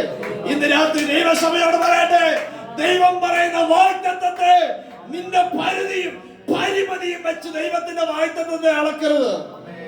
ദൈവത്തിന്റെ ദൂതനെ അങ്ങനെ അളക്കരുത്. നിനക്ക് പ്രായമായിരിക്കാം, നിനക്ക് ചിലപ്പോൾ സാഹചര്യം മോശമായിരിക്കാം, പക്ഷെ നിന്റെ സാമ്പത്തികം മോശമായിരിക്കാം. പക്ഷെ ദൈവം പറഞ്ഞ വാഗ്ദത്തത്തെ നീ വിശ്വസിച്ചാൽ അത് നിറപടിയായി നിറവേറ്റാൻ എന്റെ ദൈവത്തിന് കഴിയും. അച്ഛൻ ഇന്ന് രാത്രി അച്ഛനെ വിശ്വസിക്കാൻ പറ്റുമോ? ദൈവത്തിന്റെ വാഗ്ദത്തത്തെ വിശ്വസിക്കാൻ പറ്റുമോ? അച്ഛാ, ആ പുറകെ ഇരിക്കുന്ന അച്ഛനോട് പറയാൻ വിശ്വസിക്കാൻ പറ്റുമോ? പരിധി കാണും, പരിമിതി കാണും, സാഹചര്യം മോശമായിരിക്കാം.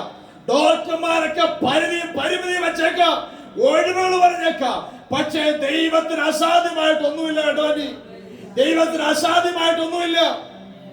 ദൈവത്തിന്റെ വചനം ഇങ്ങനെ പറഞ്ഞ, മരിച്ചതിനെ ഉയർപ്പിക്കുകയും ഇല്ലാത്തതിനെ ഉള്ളതുപോലെ വിളിച്ചു വരുത്താൻ എന്റെ ദൈവത്തിന് കഴിവച്ച ഇന്ന് രാത്രി വിശ്വസിക്കാൻ പറ്റുമോ? ഈ വചനം വിശ്വസിച്ച് പറ. ഇല്ലാത്തതിനെ ഉള്ളതുപോലെ ഉളവാക്കാൻ, മരിച്ചതിനെ ഉയർപ്പിക്കാൻ എന്റെ ദൈവത്തിന് കഴിയുമെന്ന് അച്ഛൻ വിശ്വസിക്കാൻ പറ്റുമോ? ഇത് വിശ്വസിച്ചാൽ നിങ്ങളുടെ ജീവിതത്തിൽ അത്ഭുതം സംഭവിക്കും. സ്തോത്രം. മരിച്ചതിനെ ഉയർപ്പിക്കാൻ, ഇല്ലാത്തതിനെ ഉള്ളതുപോലെ കൊണ്ടുവരാൻ എന്റെ ദൈവത്തിന് കഴിയും കേട്ടോ. സ്തോത്രം. പരിമിതി കാണുമായിരിക്കാം, പരിധി കാണുമായിരിക്കാം. ഡോക്ടർമാര് പറഞ്ഞു വിടാൻ നടക്കത്തില്ല, സംഭവിക്കത്തില്ല, ഇനി അങ്ങനെ ഉണ്ടാവത്തില്ലെന്ന് പറഞ്ഞേക്കാം. പക്ഷെ എന്റെ ദൈവം പറയുന്നില്ല. അവരുടെ വിധികളെ തിരുത്തി എഴുതാൻ, ഡോക്ടേഴ്സിന്റെ വിധികളെ തിരുത്തി എഴുതിയാൽ എന്റെ യേശുവിനെ കഴിയും കേട്ടോ. സ്തോത്രം ചെയ്യുന്നു. സെക്കരിയാവ് പറയാ ഇത് എന്തോന്നില്ല ഞാൻ അറിയും. സ്തോത്രം. അടുത്ത വാക്യം. ദൂതൻ അവനോട്, ഞാൻ ദൈവസന്നിധിയിൽ നിൽക്കുന്ന ഗബ്രിയേലാകുന്നു. നിന്നോട് സംസാരിപ്പാനും ഈ സദ്വർത്തമാനം നിന്നോട് അറിയിപ്പാനും എന്നെ അയച്ചിരിക്കുന്നു. ദൂതൻ പറയാ. ദൂതൻ അവനോട് ഒന്നും കൂടെ ക്ലാരിഫിക്കേഷൻ ആയിട്ട് പറയാ. സ്തോത്രം. സെക്കരിയാവിന് അടുത്ത ആരും വരുത്തില്ല അവിടെ, മനുഷ്യരാരും. സെക്കരിയാവിനോട് ഗബ്രിയേൽ ദൂതൻ ഒന്നും കൂടെ എടുത്തു പറയാ. സെക്കരിയാവേ, ഞാൻ ദൈവത്തിന്റെ അടുക്കൽ നിൽക്കുന്ന ആ ഗബ്രിയേലാകുന്നു. തന്നെ തന്നെ പരിചയപ്പിച്ച് ഗൗരവത്തോടെ വായിക്കണ്ടേ? അങ്ങനെ ദൂതൻ പറയുന്നത്. സെക്കരിയാവേ, നിന്നോട് പറഞ്ഞ ദൂതൻ എന്നെ അയച്ചൊരുവനുണ്ട്. ഞാൻ ദൈവത്തിന്റെ അടുക്കൽ നിൽക്കുന്ന ഗബ്രിയേലാകുന്നു. അടുത്ത നിന്നോട് സംസാരിപ്പാനും ഈ സദ്വർത്തമാനം നിന്നോട് അറിയിപ്പാനും എന്നെ അയച്ചിരിക്കുന്നു. ഒന്ന് പറയാൻ ഇത്രേ ഉള്ളൂ. എന്നെ അയച്ചതിന് ഒരു ഉടമസ്ഥനുണ്ട്. എന്നെ അയച്ചത് എന്റെ ദൈവം. രണ്ടാമത് ഈ ദൂത് തന്നത് ദൈവം. ആ ദൂതിനും എന്നെ അയച്ചവനും ഒറ്റ ഉടമസ്ഥനേ ഉള്ളൂ. അവൻ നിറവേറ്റ ശക്തനാ. സ്തോത്രം. അതാ ഗബ്രിയേൽ പറഞ്ഞേ. ഗബ്രിയേൽ പറയാ, ഞാൻ ദൈവത്തിന്റെ അടുക്കൽ നിൽക്കുന്ന ഗബ്രിയേലാകുന്നു. സ്തോത്രം. ഈ സദ്വർത്തമാനം പറയാനേ എന്നെ അയച്ച ഒരുവനുണ്ട്. അവനാ ഈ വാഗ്ദത്തത്തിന്റെ ഉടമസ്ഥൻ. ഇന്ന് രാത്രി ദൈവസഭയോട് പറയട്ടെ, നിന്നോടൊരു ദൂത് പറയുമ്പോ, ഒരാലോചന പറയുമ്പോൾ ആ ദൂതിനൊരു ഉടമസ്ഥനുണ്ട് കേട്ടോ. സ്തോത്രം. ആ ദൂതിനൊരു ഉടമസ്ഥനുണ്ട്. അതാ വചനം പറയുന്നേ. ദൈവത്തിന്റെ വായിൽ നിന്ന് വരുന്ന വചനം ഉണ്ടല്ലോ, അത് വെറുതെ വരികയില്ല. അതൊരു കാര്യം നിശ്ചയിച്ചിട്ടുണ്ടെങ്കിൽ ആ കാര്യം സാധിപ്പിച്ചിട്ടേ എത്തുള്ളൂ. ആ മടങ്ങി പോകത്തുള്ളൂ. സ്തോത്രം. ഇന്ന് രാത്രി ദൈവം ഒരു വചനം അയച്ചിട്ടുണ്ടെങ്കിൽ ആ വചനം നിന്റെ ജീവിതത്തിൽ നിറവേറ്റും. ആ നിന്റെ ഉദരത്തിനകത്ത് നിറവേറ്റും. ആ നിന്റെ കുടുംബത്തിനകത്ത് നിറവേറ്റും. അത് നിറവേറ്റാൻ ആ ദൈവത്തിന്റെ വചനം അയച്ചതെങ്കിൽ അത് കൃത്യമായി നിറവേറ്റും. സ്തോത്രം. ആ ദൂതിനൊരു ഉടമസ്ഥനുണ്ട്. ആ ദൂത് പറയാനേ ദൈവം ഒരാളെ അയച്ചിട്ടുണ്ട്. അയാൾക്ക് ദൈവത്തിന് ഉടമസ്ഥൻ ഉണ്ട്. സ്തോത്രം. അടുത്ത വാക്യം പറഞ്ഞിങ്ങനെ എന്താ വായിച്ചേ?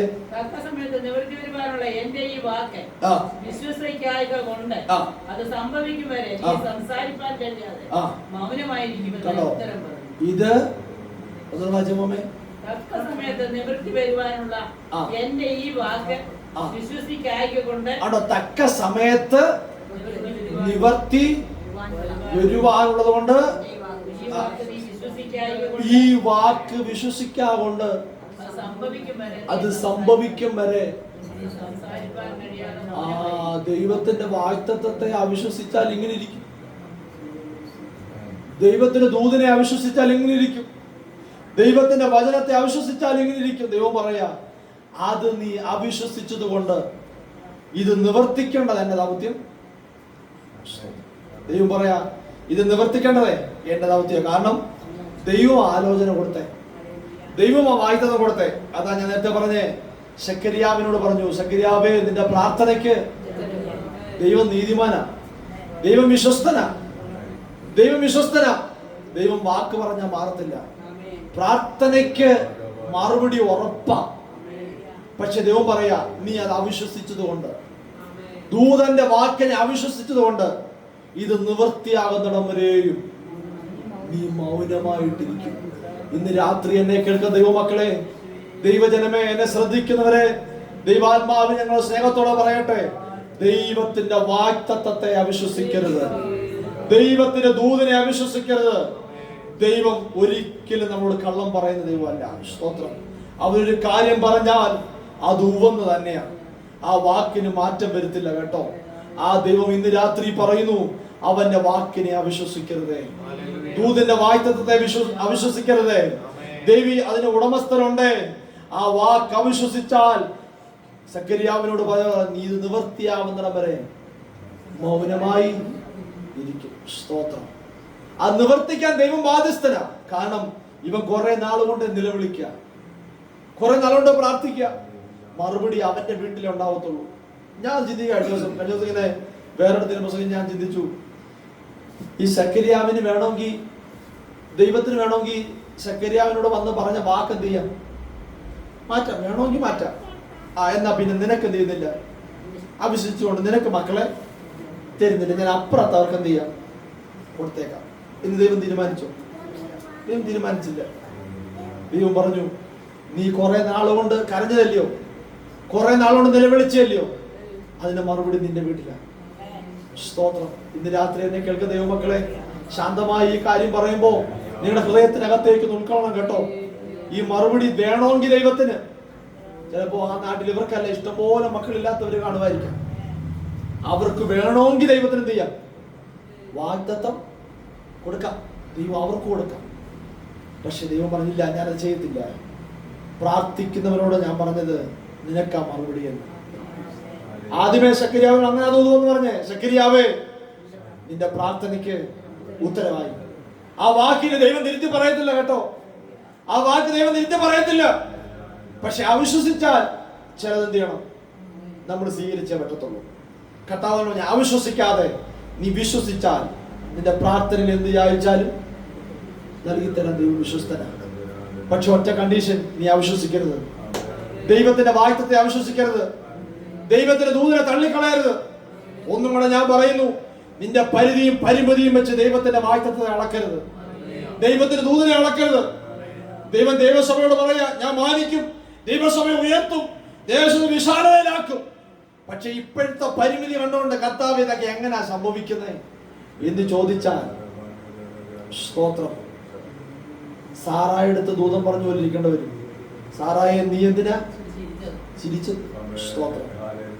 ദൈവം ഒരു വാഗ്ദത്തം പറഞ്ഞു, വരുന്ന വർഷം നിനക്ക് മാനത്തിൽ. ദൈവം പറഞ്ഞു തന്നെ. പക്ഷെ ദൈവത്തിന്റെ വാഗ്ദത്തത്തെ കേട്ട് അവിശ്വസിക്കാൻ എനിക്കും നിങ്ങൾക്കും അധികാരമില്ലെന്നും ഇന്ന് രാത്രി ഇവിടെ ഇരിക്കുന്ന പ്രായമുള്ളവരോടും യൗവനക്കാരോടും ദൈവവചനത്തിലൂടെ പറയട്ടെ, ദൈവത്തിന്റെ വാഗ്ദത്തത്തെ അവിശ്വസിക്കാൻ എനിക്കും നിങ്ങൾക്കും അധികാരമില്ല. അത് പുരോഹിതനാകട്ടെ, പാസ്റ്റർ ആകട്ടെ, വിശ്വാസിയാകട്ടെ, ആരുമായിക്കോട്ടെ, വിദ്യാഭ്യാസമുള്ളവനോ ഇല്ലാത്തവനോ ആയിക്കോട്ടെ, പണമുള്ളവനോ പണമില്ലാത്തവനോ ആയിക്കോട്ടെ, പക്ഷെ ദൈവത്തിന്റെ വാഗ്ദത്തത്തെ അവിശ്വസിക്കാൻ എനിക്കും നിങ്ങൾക്കും അധികാരമില്ല. കർത്താവിന്റെ സ്തോത്രം. അതുകൊണ്ട് ദൈവത്തിന്റെ വാഗ്ദത്തത്തെ വിശ്വസിച്ച് മുമ്പോട്ട് പോകാൻ ദൈവം നമ്മെ സഹായിക്കട്ടെ. കർത്താവിന്റെ സ്തോത്രം. പ്രാർത്ഥനയിൽ ദാനിയേലിനോട് ചോദിച്ചാൽ ദാനിയേൽ പറയും, ഞാൻ പ്രാർത്ഥിക്കുന്നു, പക്ഷെ എനിക്ക് വിരോധമായി രേഖ എഴുതി വെച്ചേക്കാം. സ്തോത്രം. ദാനിയേല് പ്രാർത്ഥനയുടെ ശക്തി കൂട്ടിയോ? പതിവ് പോലെ തന്നെ അവൻ രേഖ എഴുതുന്നതിന് മുമ്പ് എങ്ങനെ പ്രാർത്ഥിച്ചോ അതേപോലെ തന്നെ രാവിലെ ഉച്ചയ്ക്കും വൈകിട്ടും ചെയ്തു പ്രാർത്ഥിച്ചു. നമ്മൾ സാധാരണ രാവിലെ ഉച്ചയ്ക്കും വൈകിട്ടും ദൈവമുള്ള ആഹാരം കഴിക്കും, ഉറങ്ങും, ഗുളിക കഴിക്കും. ദാനിയേൽ പറയാ, എനിക്ക് രേഖ എഴുതിയാലും എനിക്ക് വിഷയമില്ല, പക്ഷേ എന്റെ പ്രാർത്ഥന കേൾക്കുന്നൊരു ദൈവമുണ്ട്. അവന് ധൈര്യം ഉണ്ടായിട്ടാ, അവന് വിശ്വാസം ഉണ്ടായിട്ടാ രേഖ എഴുതിയപ്പോ. നമ്മളങ്ങനെ രേഖ എഴുതി പറഞ്ഞാലെങ്കിൽ പാസ്റ്റർ എന്റെ വീട്ടിൽ അടിയന്തരമായിട്ട് എന്ത് ചെയ്യണം? ഒരു 21 ദിവസം ഉപവാസ പ്രാർത്ഥന, കുറഞ്ഞത് 7 ദിവസം എന്ത് ചെയ്യണം? മറുപടി കിട്ടിയില്ലെങ്കിൽ 7 കൂടെ ഇരിക്കട്ടെ. പാസ്റ്റർക്ക് സമയമില്ലെന്ന് അങ്ങനെ പറഞ്ഞു കഴിഞ്ഞാൽ നമ്മൾ എന്ത് ചെയ്യും? പാസ്റ്റർ സമയം കണ്ടെത്തി പറ്റത്തുള്ളൂ. കാരണം അടിയന്തരമായിട്ടുള്ള വിഷയങ്ങളാണ്. സ്തോത്രം. പക്ഷെ ദാനിയേൽ രേഖ എഴുതിയപ്പം ദാനിയേൽ പറഞ്ഞു, പ്രാർത്ഥനയുടെ എണ്ണം കൂട്ടുന്നുമില്ല കുറയ്ക്കുന്നുമില്ല, ഞാൻ പതുപോലെ പ്രാർത്ഥിക്കാം. സ്തോത്രം. കുറച്ച് ദിവസം ഉപവാസം ഇരുന്നപ്പോഴേ ദാനിയേലിന് മറുപടി അങ്ങോട്ട് ദൈവം ആദ്യം തന്നെ അയച്ച്, പക്ഷേ അങ്ങോട്ട് പിശാച് പാർസ്യ പ്രഭു അതിനെ കയറി തടഞ്ഞു.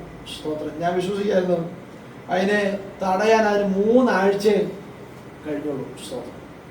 പ്രാർത്ഥിക്കുന്നവന്റെ മറുപടിയെ തടയാൻ ആഞ്ഞു ശ്രമിച്ചാൽ 3 ആഴ്ച അതിൽ കൂടുതൽ പിശാചെ നിനക്ക് തടയാൻ പറ്റത്തില്ല. ഇന്ന് രാത്രി വിശ്വസിക്കുന്ന പ്രാർത്ഥിക്കുന്ന ദൈവജനത്തോട് എനിക്ക് ആത്മാവിൽ പറയാൻ, നിന്റെ പ്രാർത്ഥനയുടെ മറുപടി ദൈവം അന്ന് തന്നെ അയക്കും. പക്ഷേ അതിനെ തടയുന്ന പാർശ്വപ്രഭു കണ്ടേക്കാം. പക്ഷെ ഇന്ന് രാത്രി ചങ്കൂറ്റത്തോടെ പറയണം, പിശാചെ ഞാന് തടഞ്ഞാൽ 3 ആഴ്ച തടയുമായിരിക്കാം, അല്ലെ 3 ദിവസം തടയുമായിരിക്കാം. അതിൽ കൂടുതൽ തടയാൻ പറ്റത്തില്ല. പ്രാർത്ഥിക്കുന്നവന്റെ കയ്യിൽ നിശ്ചയമായിട്ടും മറുപടി എത്തിയിരിക്കും. അത് അവന്റെ കയ്യിൽ തന്നെ വരും, അത് അവന്റെ വീട്ടിൽ തന്നെ വരും, നിശ്ചയമായിട്ടും ഉറപ്പുണ്ട്. അതുകൊണ്ട് പ്രാർത്ഥനയും വിശ്വാസവും ഒരേ തട്ടിപ്പോകാൻ ദൈവം നമ്മളെ സഹായിക്കും. രണ്ടാമത്തെ കാര്യം, ഞാൻ ആരാണെന്നൊരു ഉറപ്പ് വേണം. ശത്രുവിന്റെ ആയുധം വേശാതിരിക്കാൻ ഒന്നാമത്തെ കണ്ടീഷൻ പ്രാർത്ഥനയും വിശ്വാസവും വേണം. രണ്ടാമത് എന്താ വേണം? ഞാൻ ആരാണെന്ന് ഒരു ഉറപ്പ് വേണം, ബോധ്യം വേണം. ഞാൻ ബന്ധക്കോസ്തുകാരനാണെന്നും ഞാൻ വിശ്വാസത്തിൽ നിലനിൽക്കേണ്ടവളാണെന്നും എന്നൊരു ബോധ്യം ഉണ്ടെങ്കിൽ ശത്രുവിന്റെ ഒരായുധവും ഭരിക്കത്തില്ല. എസ്തേറിന്റെ പുസ്തകം 6-ാം അധ്യായം അതിന്റെ 1-ാമത്തെ വാക്യം അത് വായിക്കാമോ? എസ്തേറിന്റെ പുസ്തകം 6-ാം അധ്യായം അതിന്റെ 1 മുതലുള്ള വാക്യം. അന്ന് രാത്രി രാജാവിന് ഉറക്കം വരായികയാൽ അവൻ ദിനവൃത്താന്തങ്ങൾ കുറിച്ചു വച്ചിരിക്കുന്ന പുസ്തകം കൊണ്ടുവരുവാൻ കൽപ്പിച്ചു. അത് രാജാവിനെ വായിച്ചു കേൾപ്പിച്ചു. ഉമ്മരപ്പടിവാതിൽക്കാരനായ രാജാവിന്റെ ഷണ്ഡന്മാരിൽ തെരേസ് എന്നീ 2 പേർ അഹേശ്വര രാജാവിനെ കയ്യേറ്റം ചെയ്യാൻ ശ്രമിച്ചിരുന്ന സംഗതി മൊർദെഖായി അറിവ് തന്ന പ്രകാരം അതിൽ എഴുതിയിരിക്കുന്ന കണ്ടു. ഇതിനുവേണ്ടി മൊർദെഖായിക്ക് എന്ത് ബഹുമാനവും പദവിയും കൊടുത്തെന്ന് രാജാവ് ചോദിച്ചു. ഒന്നും കൊടുത്തിട്ടില്ല എന്ന് രാജാവിനെ സേവിച്ചു നിന്ന ഭൃത്യന്മാർ പറഞ്ഞു. കർത്താവിന് സ്തോത്രം. അന്ന് രാത്രി രാജാവിന് ഉറക്കം വന്നില്ല. അന്ന് രാത്രി രാജാവിന് ഉറക്കം വന്നില്ല. ഏത് രാത്രി? അതിന്റെ 5-ന്റെ 14-ാമത്തെ വായിക്കാമോ? അതിന് അവന്റെ ഭാര്യ സേരസും അവന്റെ സകല സ്നേഹിതന്മാരും അവനോട് 50 മുഴം ഉയരമുള്ള ഒരു കഴുമരം ഉണ്ടാക്കട്ടെ, മൊർദെഖായിയെ അതിന്മേൽ തൂക്കിക്കളയേണ്ടതിന് നാളെ രാവിലെ നീ രാജാവിനോട് അപേക്ഷിക്കണം, പിന്നെ നിനക്ക് സന്തോഷമായി രാജാവിനോട് കൂടെ വിരുന്നിന് പോകാം എന്ന് പറഞ്ഞു. ഈ കാര്യം ഹാമാന് ബോധിച്ചു. അവൻ കഴുമരം ഉണ്ടാക്കിച്ചു. കർത്താവിന്റെ സ്തോത്രം. ഒരു രാത്രി ഹാമാന്റെ വീട്ടിലിരുന്ന് മൊർദെഖായിക്കെതിരെ കഴുമരം ഉണ്ടാക്കി അവനെ തൂക്കിക്കൊള്ളുന്ന പദ്ധതിയൊക്കെ ഒരുക്കുന്നു. അതേ രാത്രി തന്നെ അന്ന് രാത്രി അതേ രാത്രി തന്നെ രാജാവിന് ഉറക്കം വന്നില്ല. സ്തോത്രം. ദൈവത്തിന്റെ ഒരു പ്ലാൻ ഈ വാക്യം വായിച്ചപ്പോൾ ഒത്തിരി സന്തോഷം. ദൈവം ഓരോന്ന് പ്ലാൻ ചെയ്താൽ അത് കൃത്യതയുള്ള പ്ലാൻ ആയിരിക്കും. അതിനകത്ത് ഒരിക്കലും കോട്ടം വരുത്തില്ല. ദൈവം ചെയ്യുന്ന പ്ലാൻ കൃത്യതയുള്ള പ്ലാൻ ആയിരിക്കും. നമ്മൾ ആദ്യം പറഞ്ഞ ശത്രുവിന്റെ ദിശകളെ മാറ്റിവിടാൻ എന്റെ ദൈവത്തിന് കഴിയും. സ്തോത്രം ചെയ്യുന്നു. മൊർദെഖായി രാജാവിന്റെ കൊട്ടാരത്തിന്റെ വാതിൽക്കാവൽക്കാരനായി താഴെ ഏറ്റവും അടി, എന്റെ ഭാഷ പറഞ്ഞാൽ ഇവിടുത്തെ 2-ാമത്തെ അല്ലെങ്കിൽ താഴത്തെ ഏറ്റവും സ്റ്റെപ്പിന്റെ ഏറ്റവും അടിയിൽ ഇങ്ങനെ ഇരിക്കുന്ന ഒരാളാണ്. സ്തോത്രം.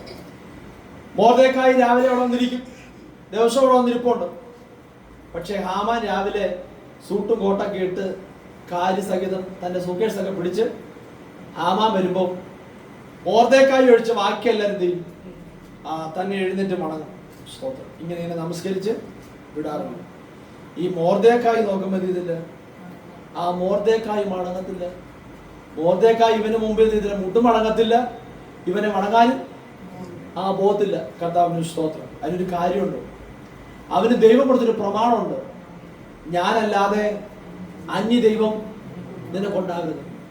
യാതൊരു വിഗ്രഹത്തെ ഉണ്ടാക്കുകയോ നമസ്കരിക്കാനോ നിനക്ക് പാടില്ല. ദൈവം അങ്ങനെ കുറെ ന്യായപ്രമാണത്തിന്റെ കൽപ്പന മൊർദെഖായി കൊടുത്തിട്ടുണ്ട്. സ്തോത്രം. നല്ല കൽപ്പന കൊടുത്തിട്ടുണ്ട്. ദൈവീയമായ കൽപ്പന മൊർദെഖായിക്കൊണ്ട്. അതുകൊണ്ട് മൊർദെഖായി ദൈവത്തെ അല്ലാതെ വേറൊരുത്തനെ എന്ത് ചെയ്തില്ല, വണങ്ങാൻ പോകത്തില്ല. സ്തോത്രം. നമുക്കൊരു ബോധ്യം വേണം, ഞാൻ ആരാന്ന്. സ്തോത്രം. നമ്മൾ ഈ ദേശത്ത് താമസിക്കുന്നേ പലതും നമ്മൾ കണ്ടേക്കാം. പക്ഷെ ഞാൻ ആരാണെന്നൊരു ബോധ്യം എന്ത് ചെയ്യണം, നമുക്കുണ്ടാവണം. ഞാൻ ഒരു പെന്തക്കോസ്തുകാരനാണ്, ഒരു പെന്തക്കോസ്തുകാരിയാണെന്ന് ഒരു ബോധ്യം ഉണ്ടാവണം. നമുക്ക് ബോധ്യം ഇല്ലെങ്കിലും നമ്മൾ എന്തെങ്കിലും കുഴപ്പം കാണിച്ചു കഴിഞ്ഞാൽ ആൾക്കാർ ആദ്യം പറയുന്ന വാക്കുണ്ട്. എന്താ പറയുന്നത്? അവൾ ബന്ധുക്കോസ് ആര്യ സ്വത്രം, അവൻ ബന്ധുക്കോസുകാരനാ. എന്നിട്ട് അവൻ എന്നോട് ഇങ്ങനെ ഇത് പറയാൻ ആൾക്കാർ എന്ത് ചെയ്യും? വിരോധി, തീമോഥെയോസിന്റെ ലേഖനത്തിൽ പറയുന്നത് വിരോധി അപവാദം പറയാൻ നോക്കിക്കുക. സ്വത്രം. അതുകൊണ്ട് നമ്മൾ എന്ത് ചെയ്യരുത്? അതിന് അവസരം കൊടുക്കരുത്. സ്വത്രം. ഹാമാൻ ഇങ്ങനെ തലേന്ന് ഒരു രാത്രി ഇങ്ങനെ കൂടിയിരുന്ന് ആലോചിച്ച് എനിക്ക് എങ്ങനെയെങ്കിലും മൊർദെഖായി എന്ത് ചെയ്യണം? അവനെ നശിപ്പിക്കണം, അവനെ ഇല്ലായ്മ ചെയ്യണം. അവനെ മാത്രമല്ല അവന്റെ വംശത്തെ ഉൾപ്പെടെ എന്ത് ചെയ്യണം? അങ്ങനെ പദ്ധതിയിട്ട് ഒരുങ്ങിയിരിക്കുക. അന്ന് രാത്രി ഒരു സൈഡിൽ ഒരു റൂമിൽ ഇരുന്ന് മൊർദെഖായിക്ക് വിരോധമായി ഒരാളിരുന്ന് ചട്ടം കൂട്ടി കാര്യങ്ങളെയൊക്കെ മെനഞ്ഞിരിക്കുമ്പോ അന്ന് അതേ രാത്രി തന്നെ മറു സൈഡിൽ രാജാവിന് ഉറക്കം വന്നില്ല. രാജാവ് അവിടെ നിന്ന് ഷണ്ടനോട് പറയാ, നീ വേഗം പോയി എന്ത് ചെയ്യണം? ദിനവൃത്താന്തങ്ങളുടെ പുസ്തകം കൊണ്ടുവരണം. സ്വത്രം. ദൈവത്തിന്റെ പദ്ധതി നോക്കണം. ഞാൻ ചിന്തിക്കുക, രാജാവിന് വേണമെങ്കിൽ വേറെ പുസ്തകങ്ങളോ അല്ലെങ്കിൽ വേറെ സംവിധാനങ്ങളോ എന്ത് ചെയ്യാം? ഉറങ്ങാൻ വേണ്ടി ഉപയോഗിക്കാം. എന്തെല്ലാം സംവിധാനങ്ങളുണ്ട്. പക്ഷെ രാജാവിന് പെട്ടെന്നൊരു ബോധ്യം ഉണ്ടായി, ദിനവൃത്താന്തങ്ങളുടെ പുസ്തകം എന്ത് ചെയ്യാം? നമ്മൾ സാധാരണ ബൈബിൾ വായിക്കുമ്പോൾ എന്ത് ചെയ്യും? ഉറങ്ങാത്തവർ പറയും അച്ഛൻ എളുപ്പം വായിച്ചോ. ഉറങ്ങാത്തവർ വേഗത്തിൽ എന്ത് ചെയ്യും? അതുകൊണ്ടില്ല ഉറങ്ങാത്തവരെന്ത് ചെയ്യും? ഉറങ്ങാൻ ബൈബിൾ വായിച്ച ചിലരൊക്കെ. ഇവിടെ ദിനവൃത്താന്ത പുസ്തകം രാജാവ് പറഞ്ഞു കൊണ്ടുപോയി എനിക്ക് വായിക്കണം. വായിച്ച എനിക്ക് എന്ത് ചെയ്യാം? ഉറക്കം വരുമെന്നാ വിചാരിച്ചേ. പക്ഷേ ദിനവൃത്താന്തങ്ങളുടെ പുസ്തകം തുറക്കാനും അതിനകത്ത് എടുത്തപ്പോഴും കറക്റ്റ് മൊർദെഖായിയെ കുറിച്ച് എന്ത് ചെയ്യുന്നു? ദൈവത്തിന്റെ ഓരോ ദിശ നോക്കണേ.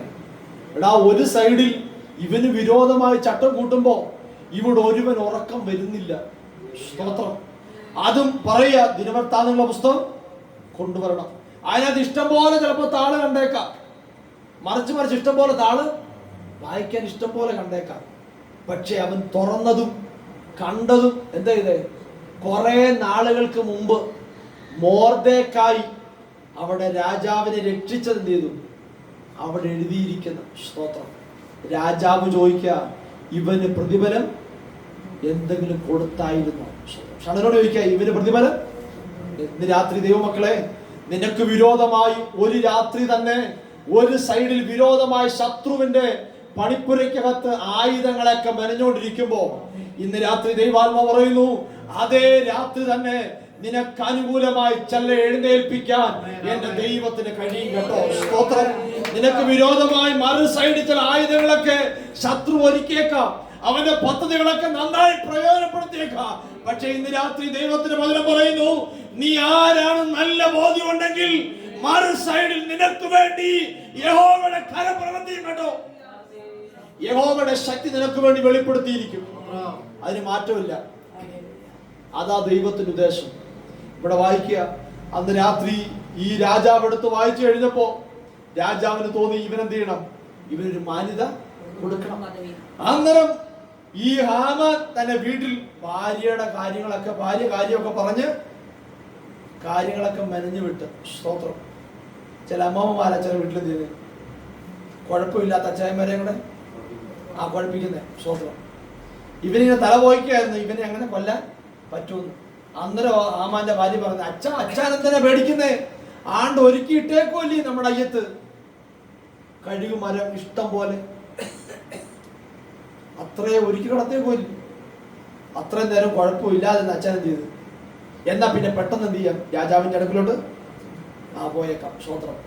രാജാവിന്റെ അടുക്കിലോട്ട് നടന്നുകൊണ്ട് ചെന്നു. ആ വാതിക്കലെത്തി. അന്നേരം രാജാവ് ചോദിച്ച ഷണ്ടനോട്, വെളിയിൽ ആര് നിൽപ്പുണ്ട്? സ്തോത്രം. വെളിയിൽ ആര് നിൽപ്പുണ്ട്? രാജാവിന് പ്രത്യേക ദർശനമോ വെളിപ്പാടോ അന്നത്തെ കാലത്ത് CCTV ഒന്നും ഇല്ലായിരുന്നു. രാജാവ് പെട്ടെന്ന് ചോദിച്ച്, വെളിയിൽ ആരാ നിൽക്കുന്നേ? അന്നേരം തുറന്നു നോക്കിയപ്പോ ഹാമാൻ അവിടെ നിൽക്കുക. പെട്ടെന്ന് ഹാമാനെ വെളി കൊണ്ടുവരാൻ പറഞ്ഞു. പെട്ടെന്ന് കൊണ്ടുവരാൻ പറഞ്ഞു. കൊണ്ടുവന്ന് ഹാമാനോട് രാജാവ് ചോദിക്കുക, രാജാവേ, ഹാമാനെ, രാജാവ് ബഹുമാനിക്കാൻ ഇച്ഛിക്കുന്ന പുരുഷന്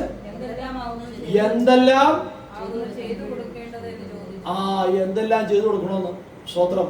രാജാവ് ഹാമാനോട് ചോദിക്കുക, ഹാമാനെ, ആ രാജാവ് ബഹുമാനിക്കാൻ ആഗ്രഹിക്കുന്നവന് എന്തെല്ലാം.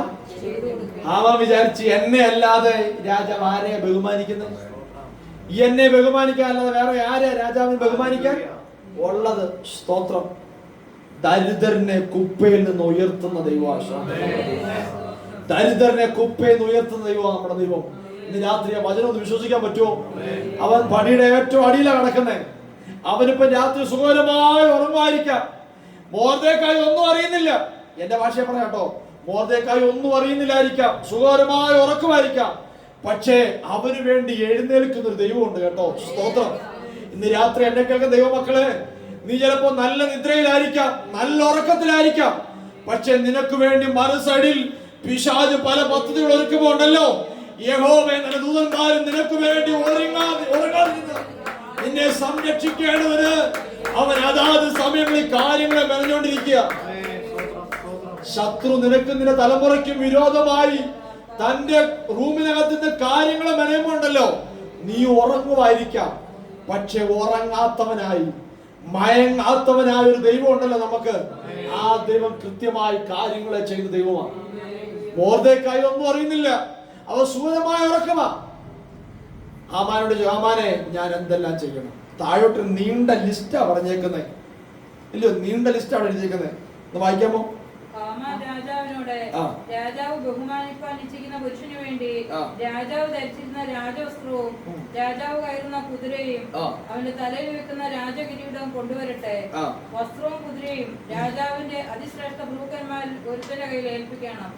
രാജാവ് ബഹുമാനിപ്പാൻ ഇച്ഛിക്കുന്ന പുരുഷനെ ആ വസ്ത്രം ധരിപ്പിച്ച് കുതിരപ്പുറത്ത് കയറ്റി പട്ടണവീതിയിൽ കൂടെ കൊണ്ടു നടന്ന് രാജാവ് ബഹുമാനിപ്പാൻ ഇച്ഛിക്കുന്ന പുരുഷനെ ഇങ്ങനെ ചെയ്യുമെന്നും അവന്റെ മുമ്പിൽ വിളിച്ചു പറയണമെന്ന് പറഞ്ഞു. കർത്താവിന് സ്തോത്രം.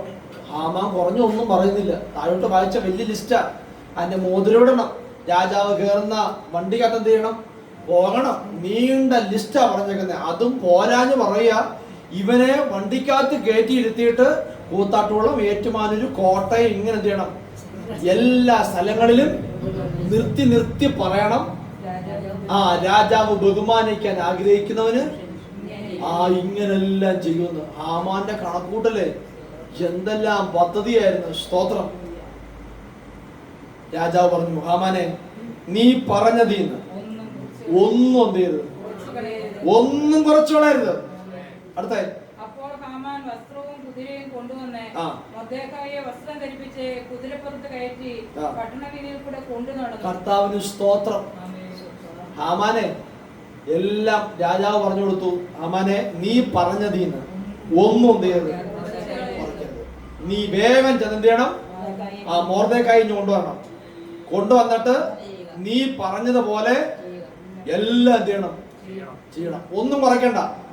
നീ എന്താണോ ഉദ്ദേശിച്ചത് അത് തന്നെ എന്ത് ചെയ്യണം, അത് തന്നെ ചെയ്യണം. പട്ടണം നീളം എന്ത് ചെയ്യട്ടെ, വിളിച്ചു പറയട്ടെ.